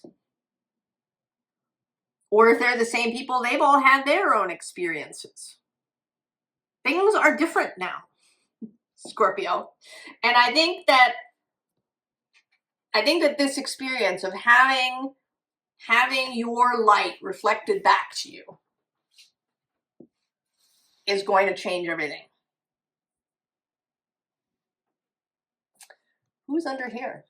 Oh, for the third time, this Wanderer. I mean, this is a very Sagittarius energy. This flexibility, courage, the courage to go off the beaten path, to make different choices than you have before, to leave the past behind, to wander into new territory.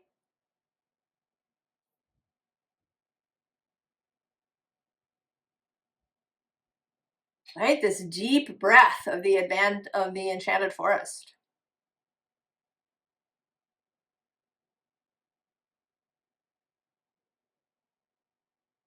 And for Scorpio, I think this is something that's come through the readings on this channel ever since I began it. This kind of evolution of Scorpio. That the scorpion is the beginning. This armored, weaponed energy that then moves into the eagle. The ability to change perspective, to see things. After you've been down in the depths, you can see things. And then the final is the phoenix.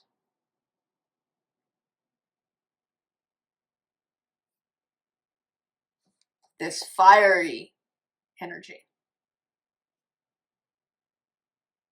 She is normally seen as associated with Aries, and Aries, you and Aries share Mars. So this Mars in Scorpio energy that you have. Mars is the lover. Scorpio.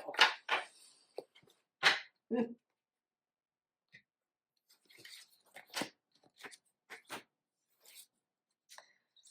right. Now, shuffling for Sagittarius.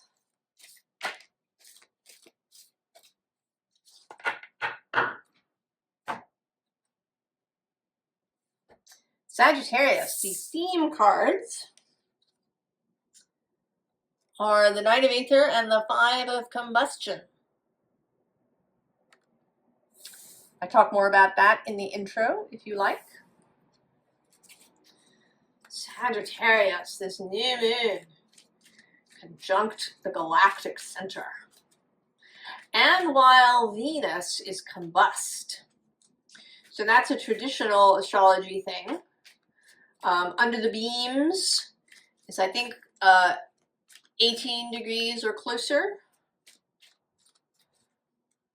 Under the beams of the sun, and then I think it's 18.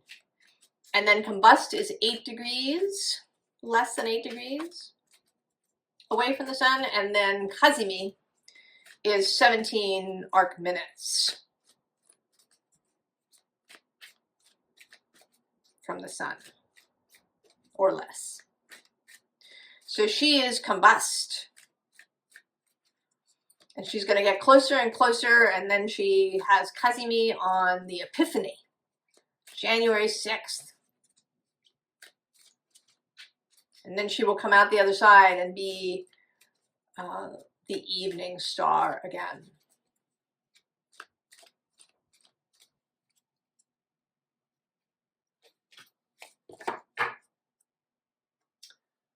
Protection. Interesting.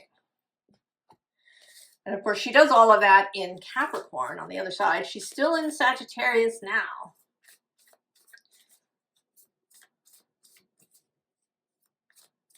This initial combust phase.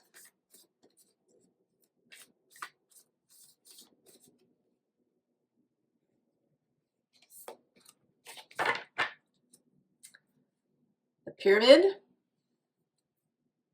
Amplification, harmonic resonance, cosmic union.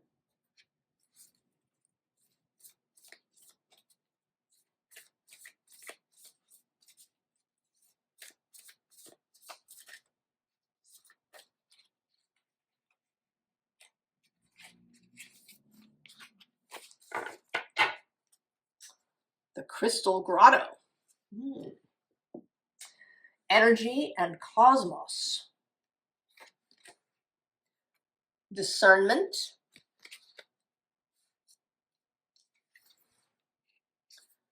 Messengers. Guardians. Divine orchestration. Calling in support. And the Psalm book. Rejoicing and faith. Well, Sagittarius.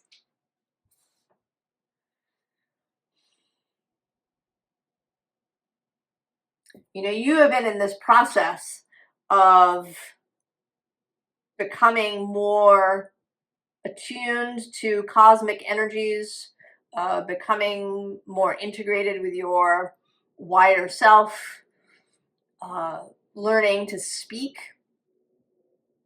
to source, to other energies, to we've had a lot of stuff about angelic energies in these readings.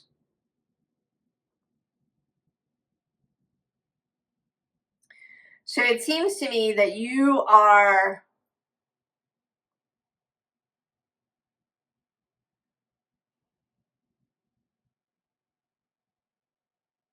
you're really going to take this to the next level.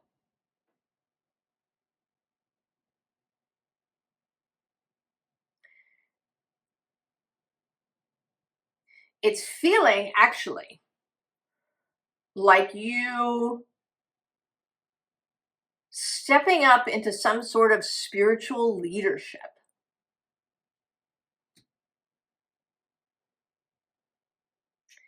That you have been the student and now you're moving into being a guide.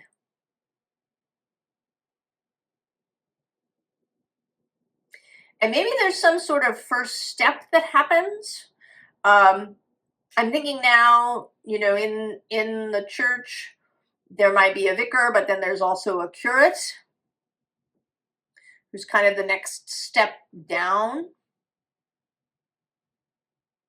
He can perform many of the same functions, but he's not the vicar.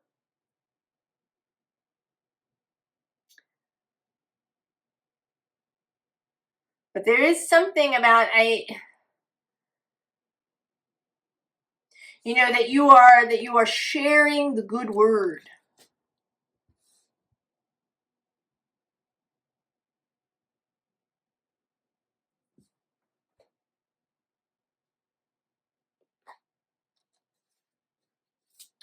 There is a little bit of a connection here to Libra around that. You are sextile each other, and Venus is Libra's planet. She's moving now through Sagittarius. I talked about her, so there is a connection. This Venusian energy of an expansion of love and beauty and compassion and tenderness and also, you know, with this crystal grotto and the candles in this card, I don't know, maybe you're feeling an urge to decorate your house, to, you know, or to plan some sort of solstice or Christmas or New Year ritual that's just filled with light and maybe with crystals and stones. You know, maybe you actually, if you live in a place that has stone circles, that you would go, or out somewhere in nature, in a grove. You know, you might make a circle of stones or fallen branches.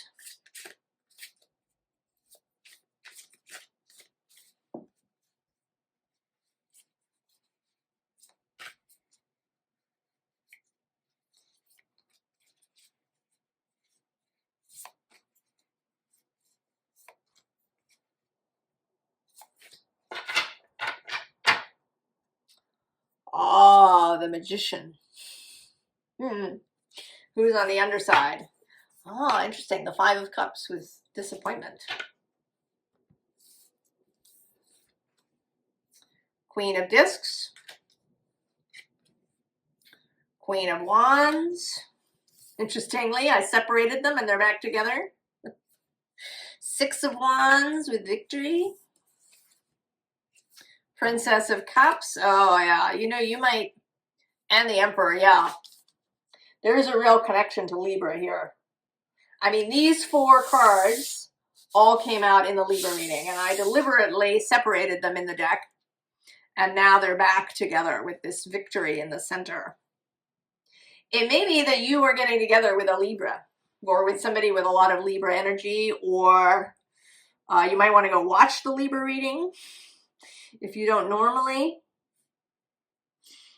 That this energy of Venus moving through your sign for another few days. Maybe when she makes the conjunction to the same 28 degrees, which I think will be not far away. Now I have to go look.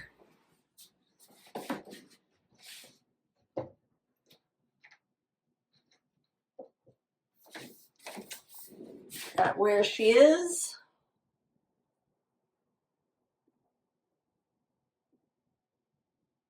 So Venus is at 20 degrees, 0 minutes of Sagittarius. As I record this, I'm recording it on the 16th. And then when the new moon happens, she's going to be about 24 degrees of Sagittarius. And then she enters Capricorn on Christmas Eve, or very late on the 23rd. Let's see, what's the exact moment? So no. So Christmas Eve at 11:25 a.m. Eastern Time, Venus enters Capricorn. So the day before, like the 22nd, 23rd, she will be in the space where the new moon occurs. But so between now and Christmas Eve, Venus is still there. She's going to also square Saturn and then square Neptune.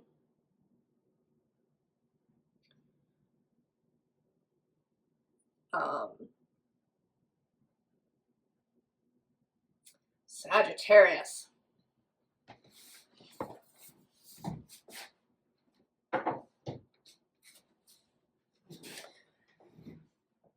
It may be with these two cards showing up that you're going to get together with somebody and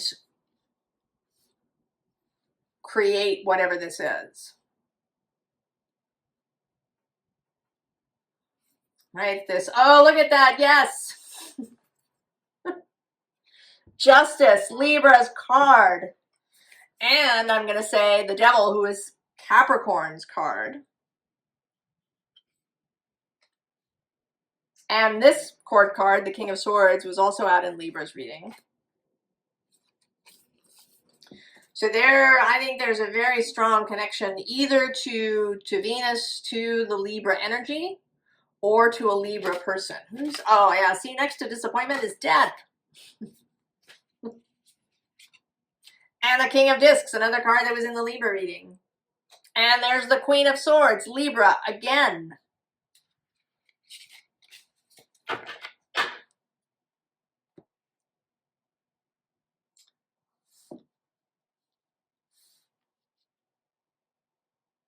So there, I think there is something that you are creating.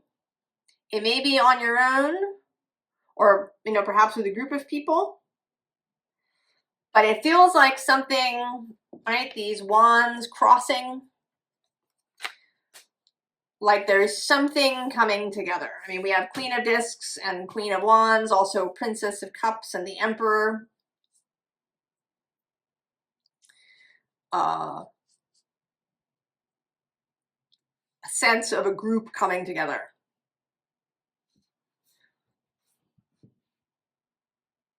In a ritual, in a creation of something.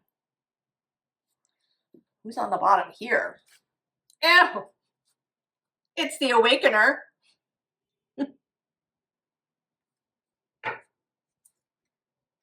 And this too, right? Like you may be the instigator. That you show up and you wake this other person up, and then the two of you together go and create something.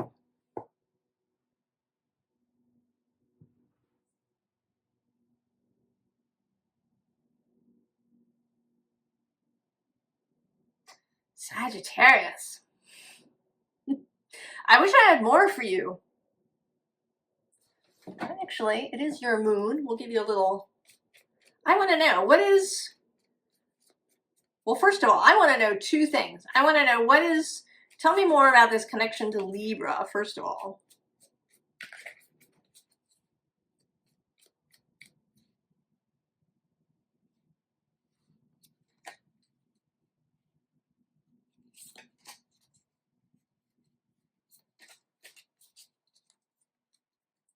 Oh, yeah. Ace of Pentacles. There's that King of Swords on the underside. High Priestess. Knight of Cups. And Temperance, this and the Angels. Oh my goodness. All right. So there's something that is that you're creating together. And it is spiritual in nature, or at least the spiritual, the metaphysical, this loving energy is right at the center of it. And I'm seeing you here, Temperance is your card, and then maybe Libra is this individual. It's possible that this is a romantic relationship. That you're meeting up in that way with that Knight of Cups in the middle.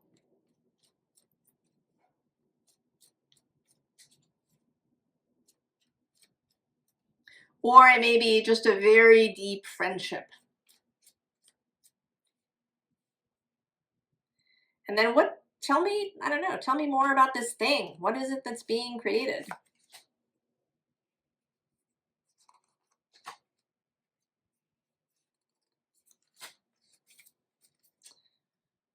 Oh, 10 of Wands.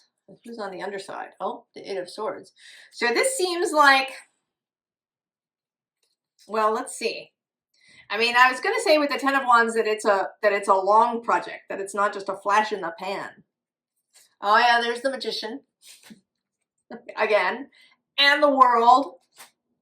And the 10 of Pentacles. So whatever it is, it's for the long haul. It could be, if it is a romantic relationship, that you're building a life together, that you create a family together.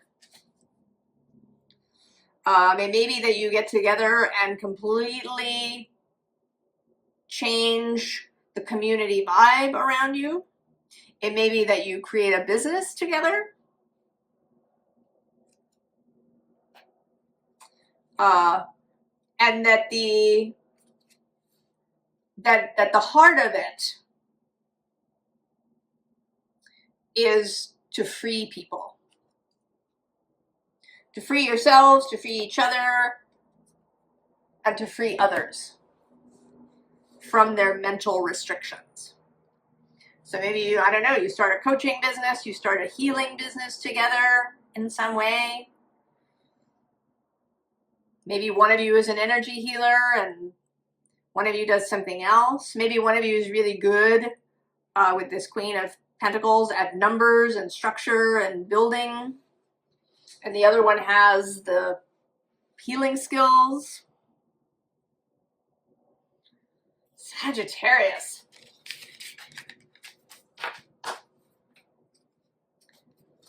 leave that as it is. Sagittarius. Well, if you know what this is, if you know who this Libra energy is, you come and you tell us.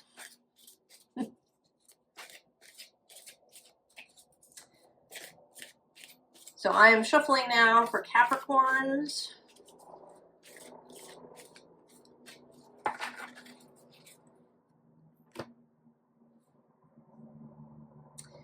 Capricorn. Oh, the theme, Knight of Aether, 5 of Combustion. I talk a bit about that in the intro. It's the Knight of Swords and the 5 of Wands.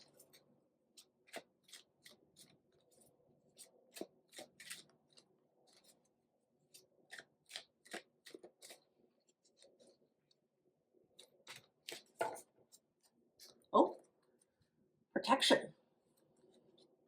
That just came out in Sagittarius, interestingly. As always, connections, connections.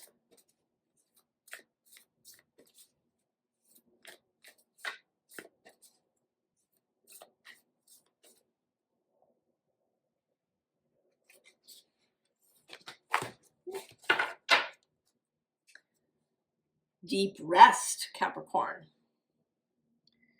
Shifting gears, recharge and repair.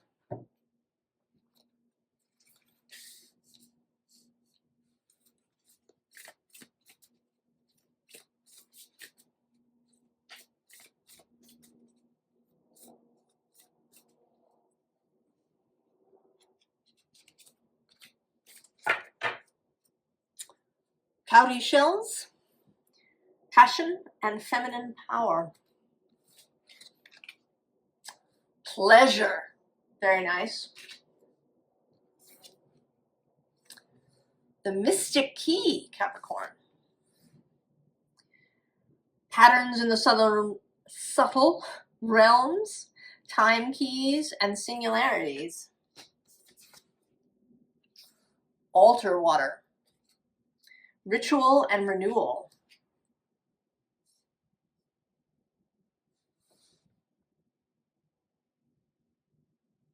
Well, it certainly seems, Capricorn, that this, you know, this new moon happens just before the solstice, just 2 days before. I actually don't know what the exact time of the solstice on Sunday is, but it's about 2 days before. So it's like the marking a little bit early. Almost like starting the solstice early. Starting this this time of deep rest, the halcyon days.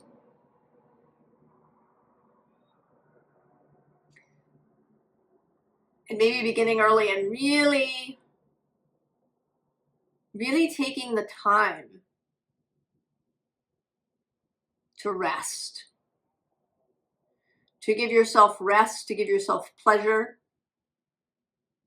to open yourself to these mystic energies, to take extra time if that is available to you, to maybe to do ritual, to honor whatever your faith may be, to separate yourself. Actually, right below that, we have this purity card. And not so much purity, but, you know, keeping stuff out that you don't want in the mix.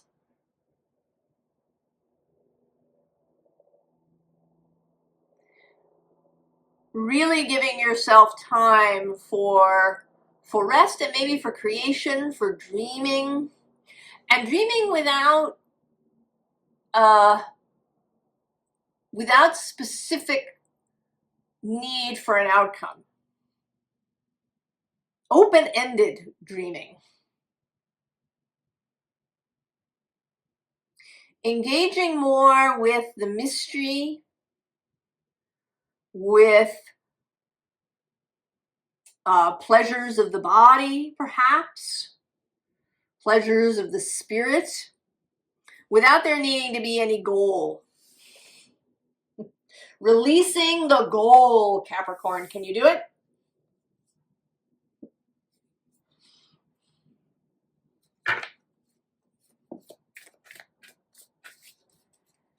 Can you release the goal?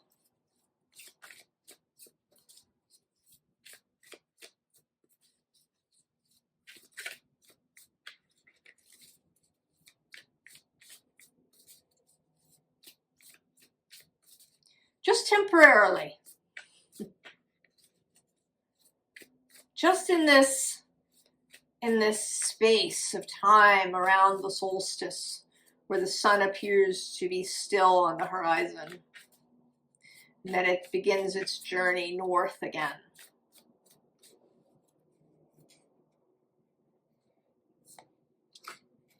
Or possibly south if you're in the southern hemisphere.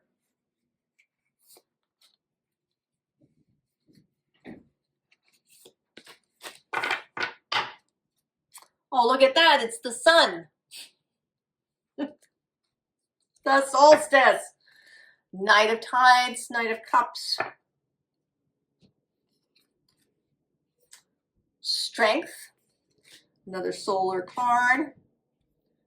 The Three of Stones. The Three of Branches. And the Two of Squares. Okay.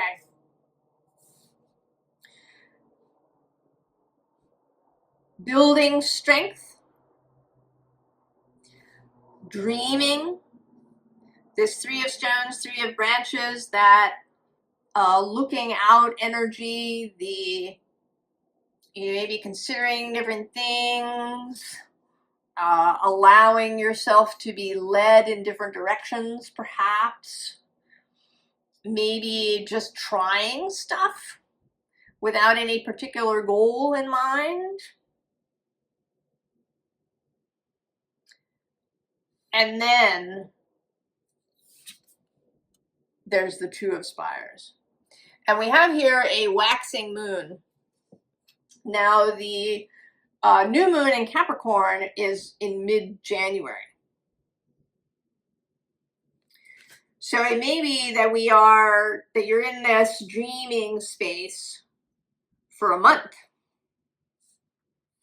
From now until the new moon in Capricorn. What's under the sun? Oh yes, there you are, the Queen of Stones. And below that is the Fool and the Star. And then actually this King of Branches, which is another Leo energy, going here with the Strength and the Sun. And the Hanged One.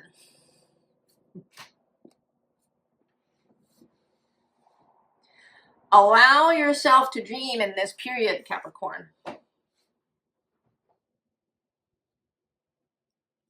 There's going to be a choice presented to you. And it may be that this dreaming phase is actually sort of opening up alternatives, or it's allowing you to see, which of these alternatives is really more what you want. Have you ever done that thing where maybe you have two choices and you flip a coin to see which one it is, and then you're disappointed when it comes heads, so it's this choice? And you want to flip the coin again? 2 out of 3.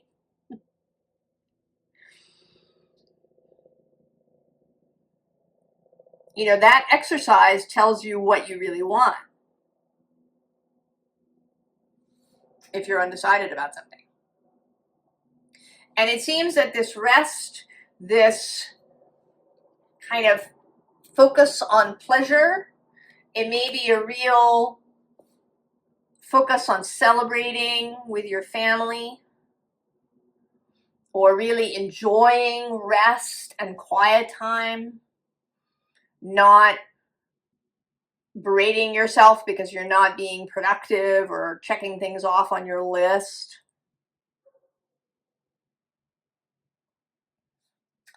What is this card? Oh, it's the Magician.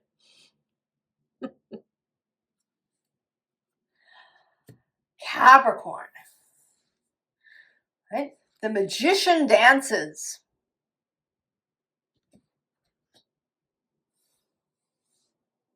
He plays.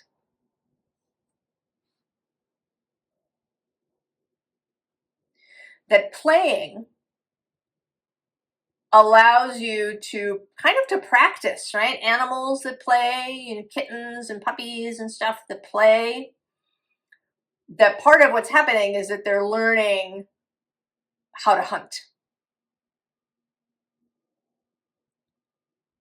Now, I personally don't think that's the only purpose of play. I think play is wonderful just for itself. But it has this other component. And that this rest period and maybe, you know, just playing around with stuff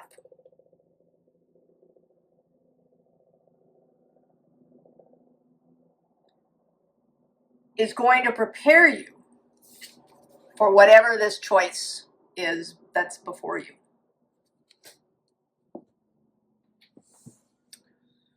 Capricorn, engaging in the play.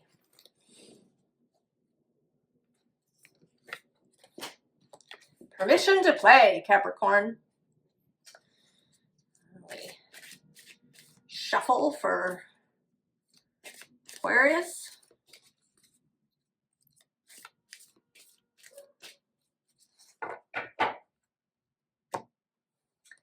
Aquarius, our theme is this Knight of Aether and 5 of Combustion. I talk more about that in the intro if you like.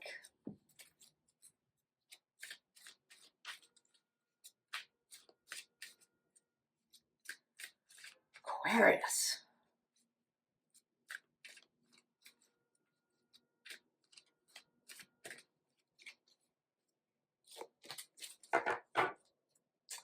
Oh, look at that. Acceptance.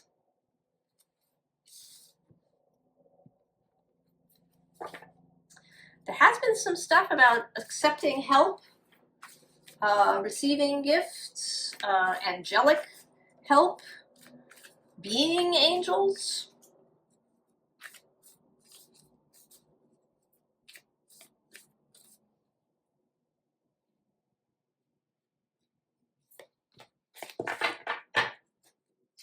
Oh, the hidden portal.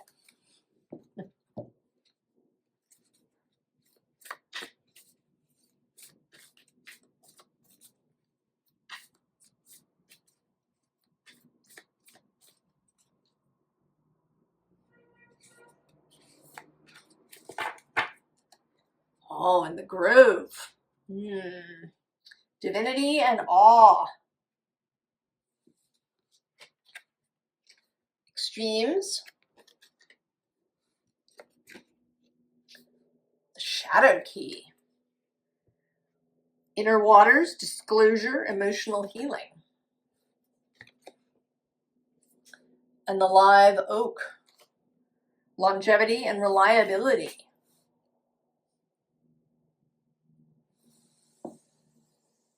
Oh, Aquarius.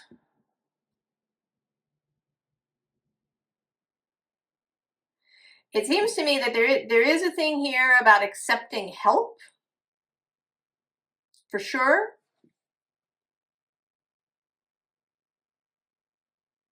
But there's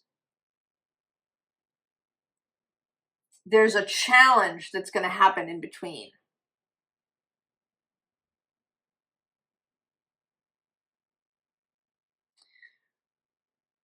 There is a challenge that's going to happen before you meet up with this offered help. There was another reading, and now now I don't know which one, that had this idea of an angelic messenger or an angelic guide that would lead the person into this hidden portal. But I think that in your case, you have to get there on your own.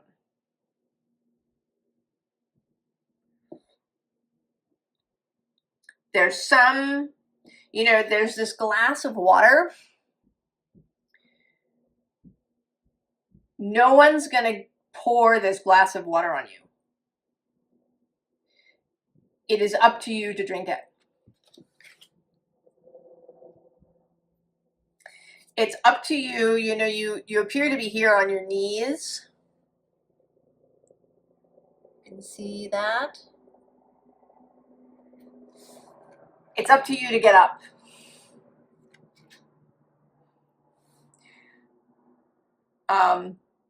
It's making me think now. It's a little... In Star Trek VI, The Undiscovered Country, Kirk and McCoy get sent to this prison planet. And there's an energetic barrier that prevents beaming in and out. So that in order to be saved, they have to go far enough that they exit that barrier.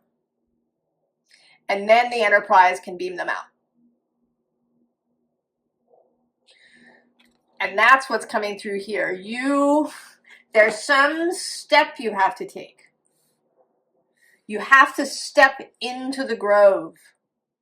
Oh yeah, see, before that, and right under that is this peacock with vanity and pride.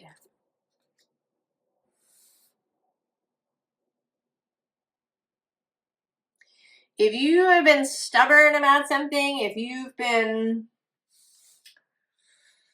I don't know, resisting listening to your guides or listening to your soul or your heart, or maybe you've just been stuck in the shadow work, if you have to rise first. You have to reach to. You have to meet spirit halfway, essentially. It's also making me think of that story that people often tell where somebody is stuck in a flood and they're sitting on their roof and a little dinghy goes by and they say, no, God is going to save me. And then a big boat comes by and no, God is going to save me. And then a helicopter comes and they say, no, God is going to save me. But God sent all those things. It's like that too. You need to meet Source halfway. And then this can happen. And I'm not surprised that this Hush Tarot has been waiting for you. Because there is yours. Yours is a very challenging, the most challenging energy, I think, here. There is a sense of stubbornness or of more extreme resistance. Virgo has some of that going on, but yours is a little more fixed. And the Hush Tarot is a Gothic. Some of the images are startling or challenging or shadowy.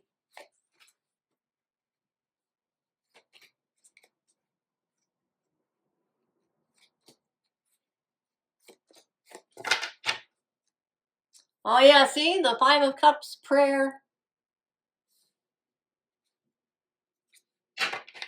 And the Six of Pentacles on the bottom. Eight of Pentacles. Queen of Swords. Empress, and the Ace of Pentacles. Okay. So it may, how this is feeling is that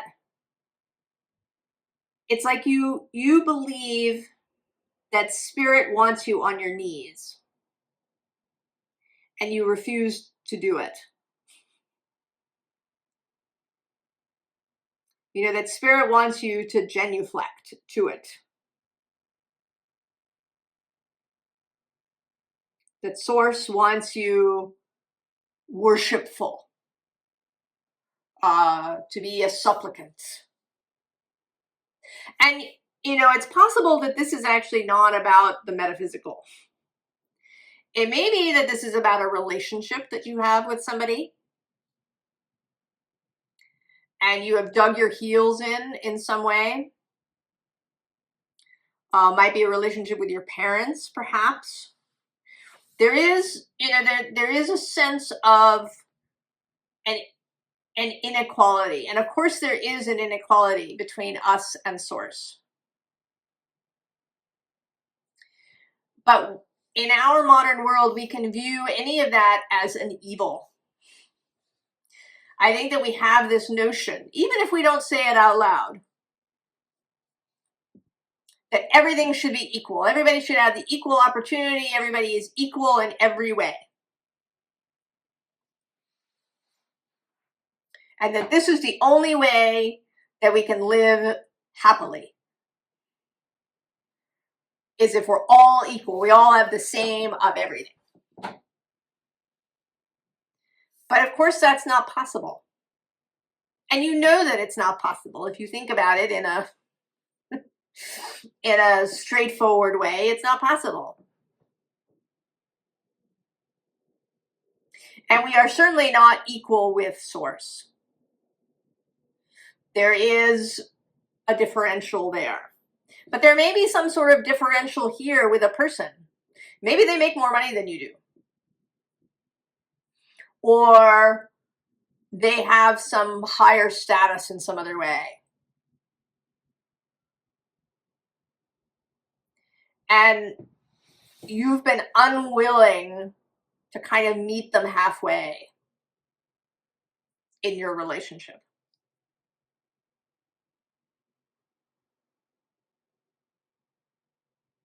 Maybe you're in a relationship with somebody who makes a lot of money and they just want to, pay for stuff. And you really resist this because you feel bad about it. Maybe you think that then you're going to owe them something. That it's going to put you at a disadvantage. But I don't believe that's the case. That is not the case with this hand that's reaching down toward you. Whether we are talking about source, your guides, your wider self, or another person. It might even be something like an institution or a company, but it feels a little more personal than that.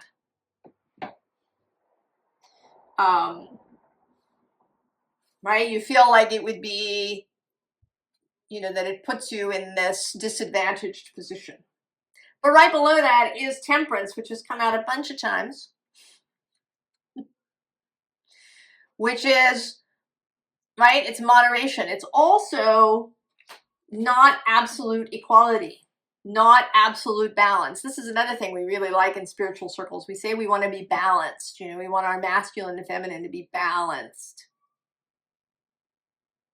Or we want, some other aspects of ourselves to be balanced. And I think we have this idea that they have to be equal and stay that way. But that's not what nature is like.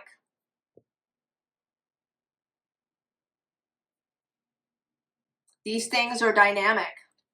What was on the bottom? Oh yeah, see? This need.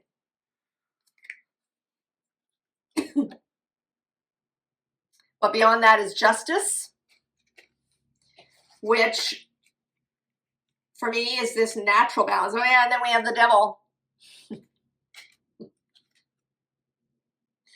And this Queen of Pentacles bride, right? People who don't want anything to do with marriage because they think it's bondage. So it seems like you've got something in your head that that either everything must be equal, or you have to hold your own, or you have to be independent. You have to take care of yourself.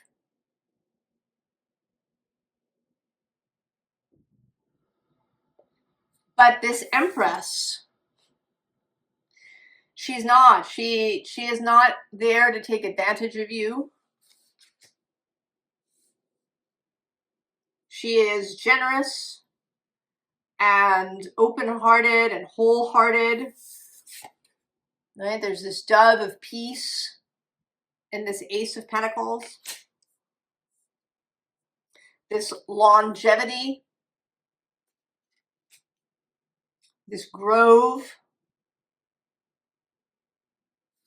But she cannot force you to accept her generosity.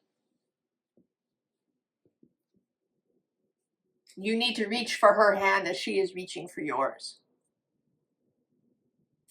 And who's on the bottom? Oh, there she is. See that? It's the siren. Of course. Are you seeing this demonic thing? Or do you see the Empress as she really is? Aquarius.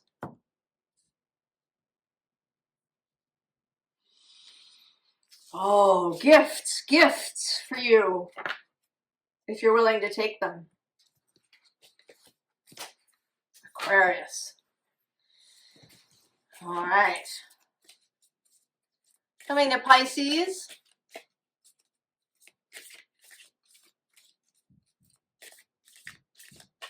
Ooh.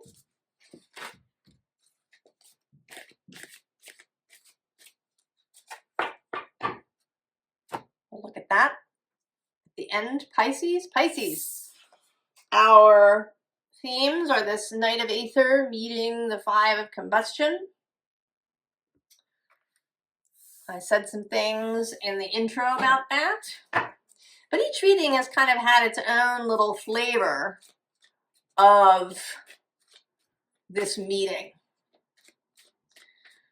Whether it's a synergy or a confrontation or a revelation or a creation.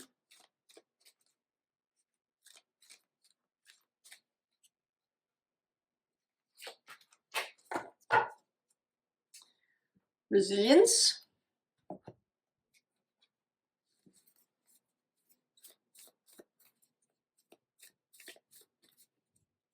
It's interesting to me, these decks all have, 30 to 40 cards. But the repeats do come, these themes emerge.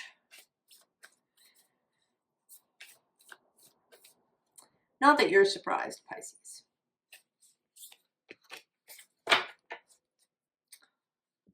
Anchoring in. Energy medicine. Body temple. Vibrational healing.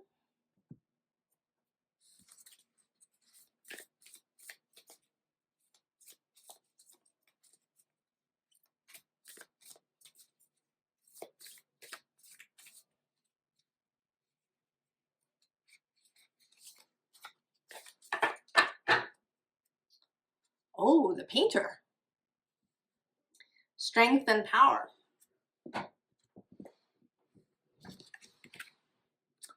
Growth. I think this is its third appearance. The Mountain. Obstacles ahead. Overcoming fear. Perseverance. And a pair of shoes. Coupling and partnership.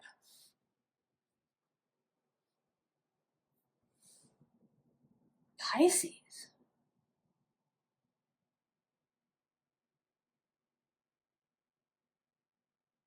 Oh, that's interesting.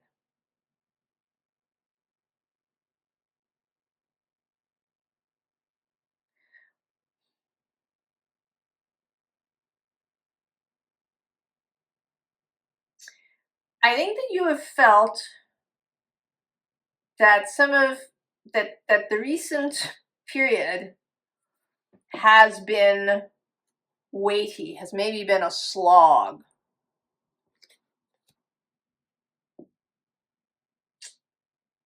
That you've been sitting here for a really long time.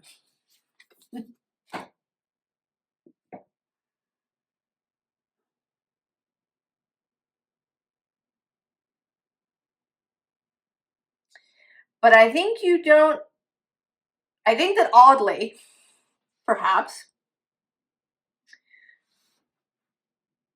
you haven't been aware of what's been happening. And maybe that's on purpose. Because you're being approached by this cat, this mountain lion, cougar, puma energy. And it may be that if you saw him coming, you would freak out.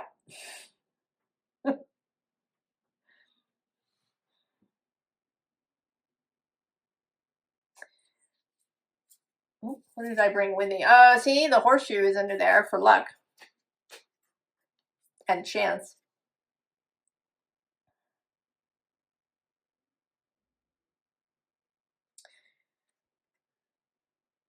And this may be a person.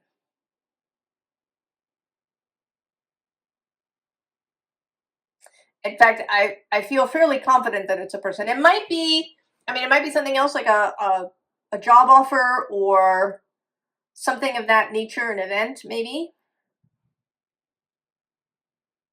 But I think that there is a relationship that is on its way, because I'm seeing this for the first time, this card, as two rivers that are coming from different directions and they meet up here.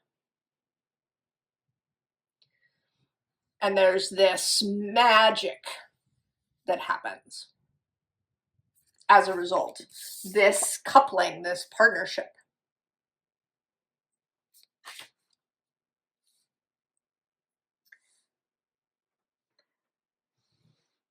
So there is, I think, a meeting approaching. Someone is approaching you particularly.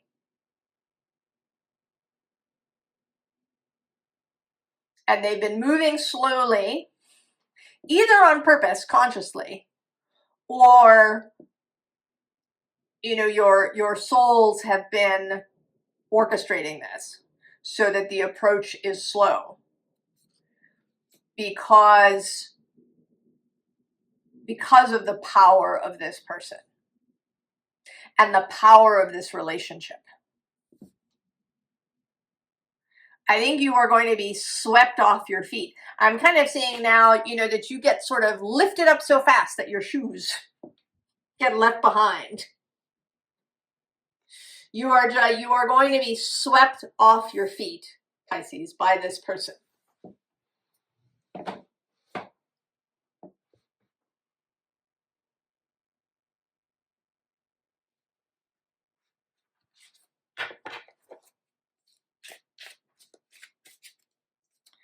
There's been a process with this growth card. And I'm seeing, I noticed earlier this growth card is number 5, and that is the Hierophant in the tarot. So both this idea of growth and then also of the Hierophant, who is this presiding energy. It does seem like it may be a romantic relationship, but I don't know that it has to be.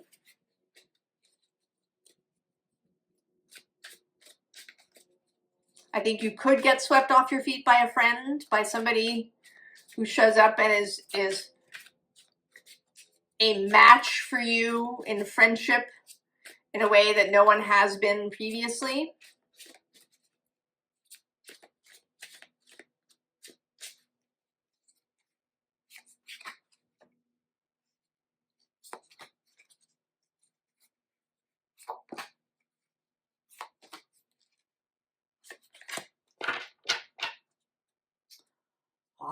the moon, the mystery, and your card in the tarot. 7 of Wands on the underside. So yes, this, right, this defensiveness. Whatever this meeting is that's coming has been coming in slowly to avoid defensiveness. 4 of Swords. 8 of Pentacles. This card has come out several times. The 8 of Pentacles. Death also showing up several times. There's the 2 of Cups. Oh, and the 8 of Swords. Pisces, your job, your task. Number 1 is to relax.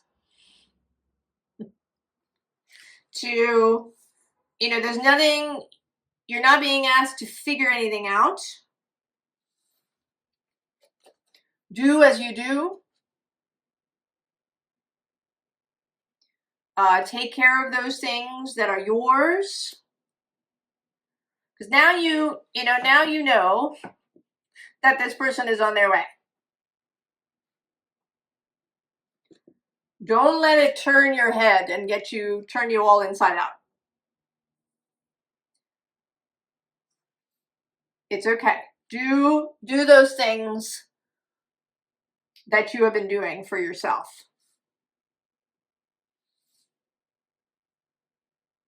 This is not a call to, you know, suddenly start doing rituals or manifestation things or, you know, scrying or divining or trying to figure out where this person is or any of that stuff.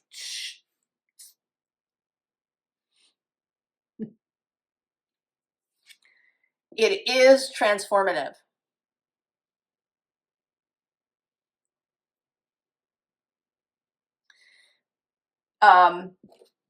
You know, I kind of, with death here, I almost, right, I want to say that you will be devoured, but in a really good way. That the aspect of you that has remained rigid, unyielding, armored up, sure that relationships suck or are too much work, or you're just never going to meet anybody who is your peer, who is your, you know, who you're really compatible with, somebody who really shares your beliefs and values and your views of the world. That part of you is going to be devoured by this person. It simply will not hold when you meet them. It will not hold. Right? They are all those things. But you see, you're still 2 individuals here. You're not identical. You haven't merged into one, but you are counterparts. You are compatible. You share this love. You are there to share this life. Right? And the key here is to stay out of this 8 of Swords.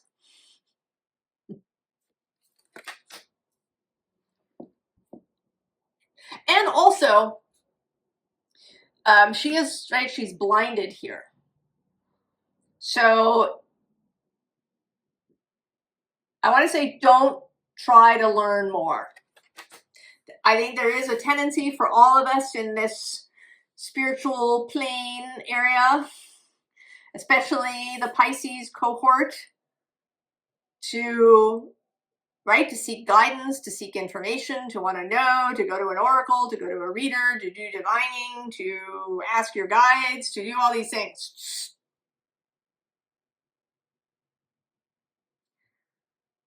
Just stay in your lane.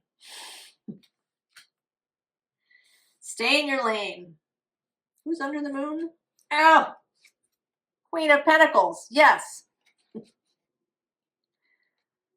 attract, Pisces. You are not there to go chasing or summoning or, you know, activating.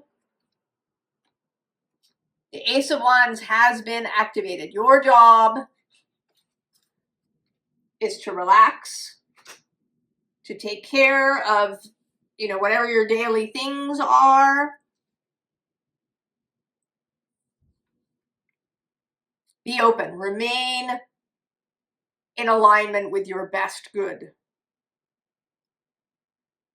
This is coming in. Who's on the bottom? Oh!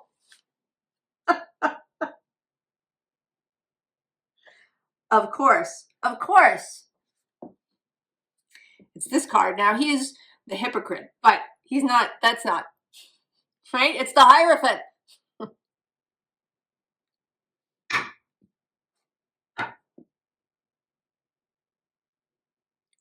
It's the Hierophant. This is a significant together for the rest of your life relationship.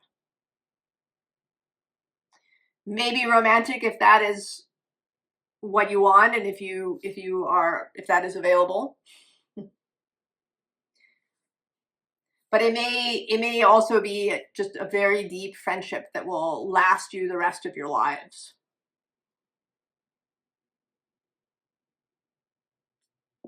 There is a commitment, a marriage, and it is being orchestrated. It is being taken care of. Don't stick your fingers in the pie, Pisces.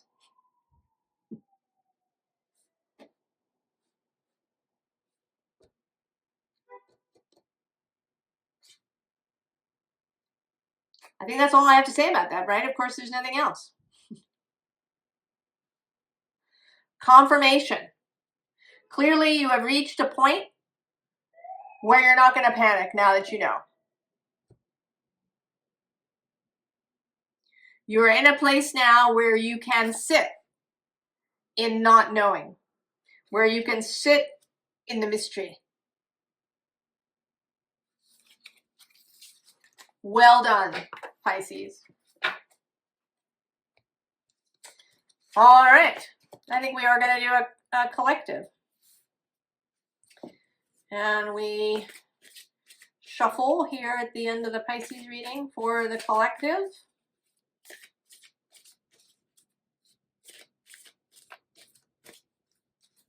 We'll look at that at the end. The theme, in case you came here first: Knight of Aether, Five of Combustion, Knight of Swords, Five of Wands. This meeting of these energies here for the collective.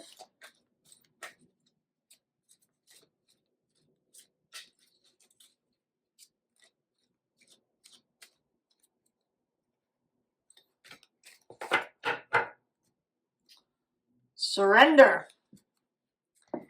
That is floating around.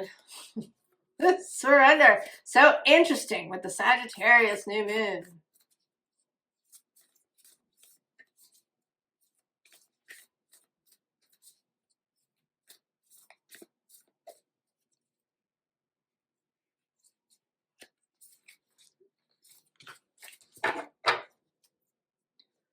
Soothing waters. Intention. Clearing blockages. Energetic hygiene.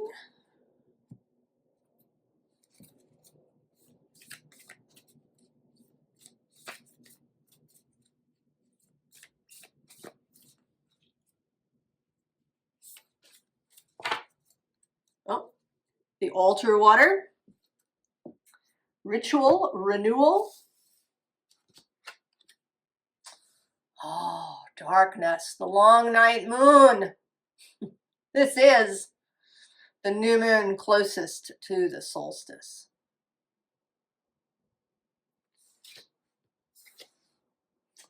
Oh, the mountain just came out in the Pisces reading.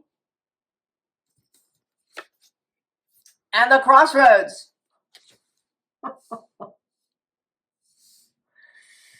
Well, people, I've been saying this, haven't I? That we're in, it's like this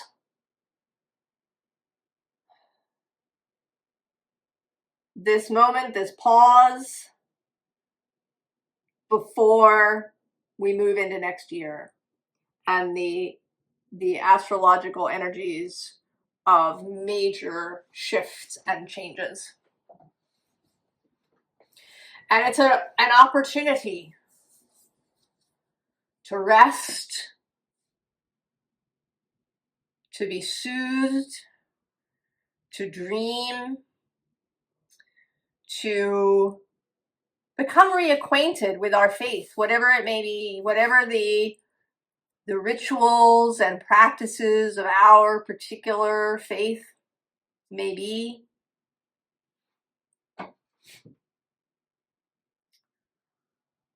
To be at ease, to be in the halcyon energy. I'm not going to tell that whole story. You can look it up. The story of the halcyon days. Days of peace.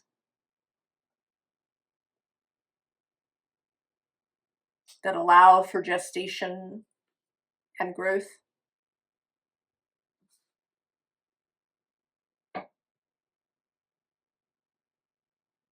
Gathering knowing, gathering insight, so that when we come to the crossroads, there isn't even a pause. We know which way to go.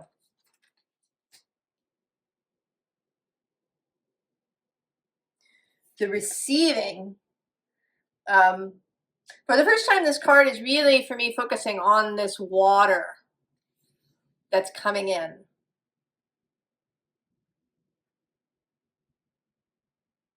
There's a receiving that wants to happen.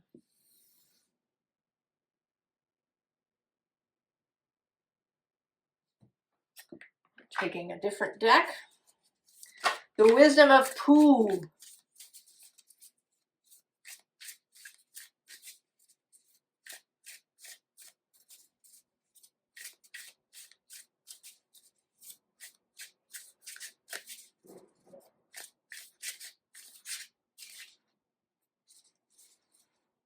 The Wisdom of Pooh Tarot for us.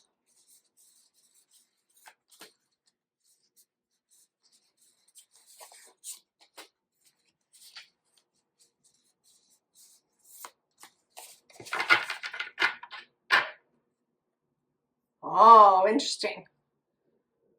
The Five of Cups, which here is a bit about gluttony, actually, but like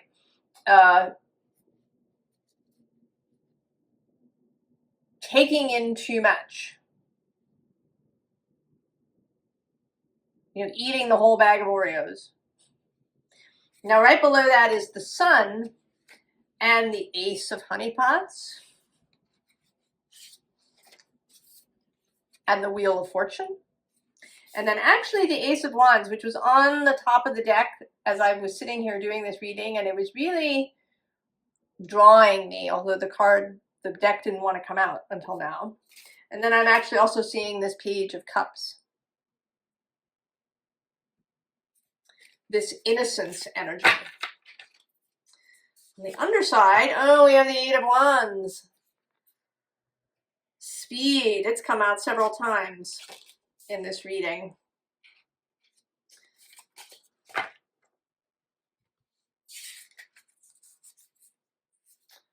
Nine of Honeypots.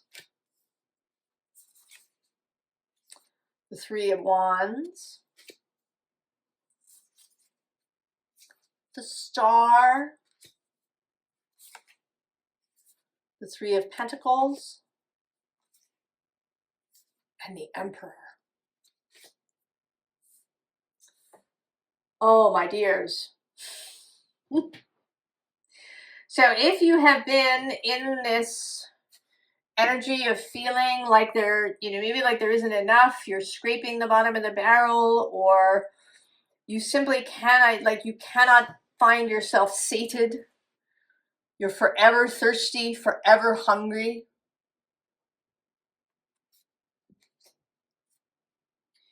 If you can find a way to rest,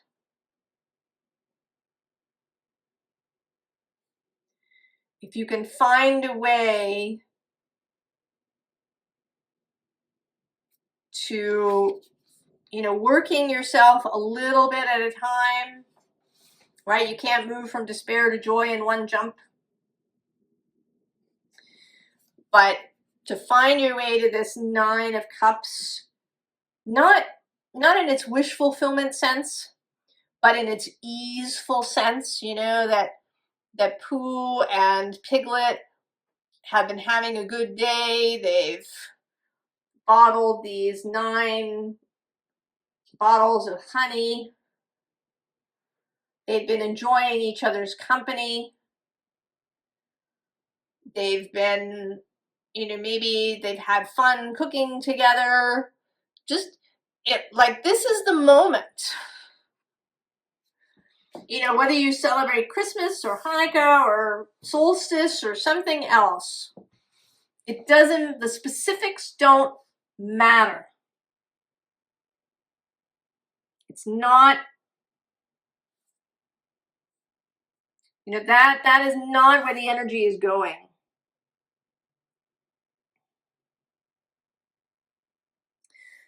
Whatever feels good, it may be traditions, it may be not, it may be doing something different. Maybe normally you and your family do a very traditional sort of holiday thing, and this time you decide, no, we're going to go on a ski trip together. Or we're going to Florida together. My family once at a Thanksgiving went to the Caribbean together. And we had a great time. Whatever can put you in this Nine of Cups energy. These soothing waters.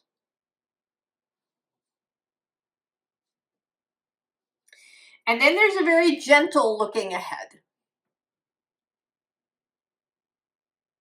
And it's kind of, he has these binoculars, or this telescope. So that's sort of gentle too. He's kind of,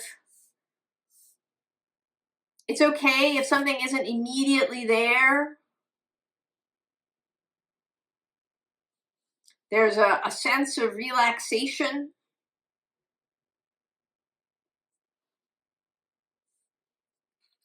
Here with Pooh, just looking at the stars. This thing that draws you. I was saying I think in one of the pick-a cards, about the star that drew the Magi to the baby Jesus. And there's all these theories, it was the Jupiter-Saturn conjunction. But all of that is really literalist. And, stories like this are very often figurative. There doesn't have to have been an actual literal star that managed somehow to stay in exactly the same position so that they didn't get lost. It was an inner star, a star of the heart. That is the guide. And then there's this Three of Pentacles, this enjoyment with other people, getting together with other people.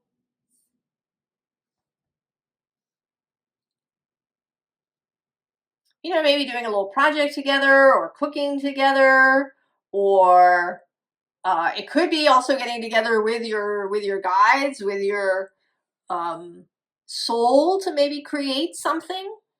And not something that's you know, deeply significant. You know, maybe you make a party, or you make presents for people. And Source is your guide for what the perfect present for each person is. And then there's this Emperor, who has been coming out as the Cosmic Emperor. And Christopher Robin here is not the Emperor. The Emperor here is invisible. He is the energy that holds Christopher Robin and Pooh. He is the life force itself, the force of creation, who holds all of us.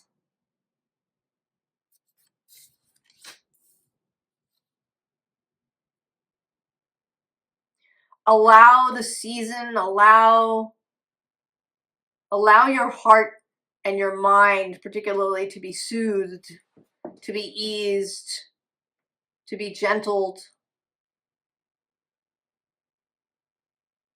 There is time yet. The crossroads is up ahead. And it is through ease and peace and our dream and our star that we will find our way at the crossroads. Oh, yeah. It's the observer, not the doer. Who's on the underside? Oh, the animus. But the observer.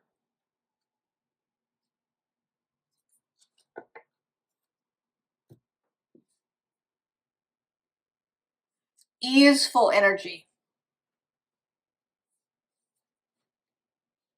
Allow things to come into your field of vision.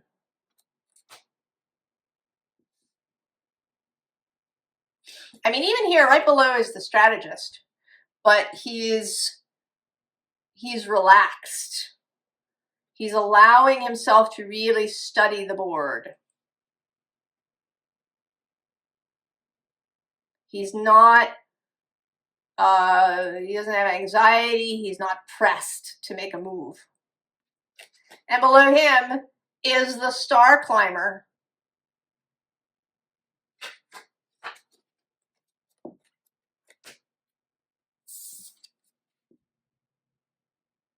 The inner star.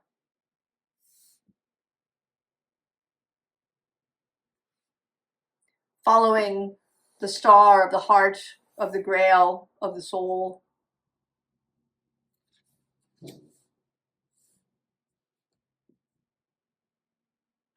I wish you all a very merry holiday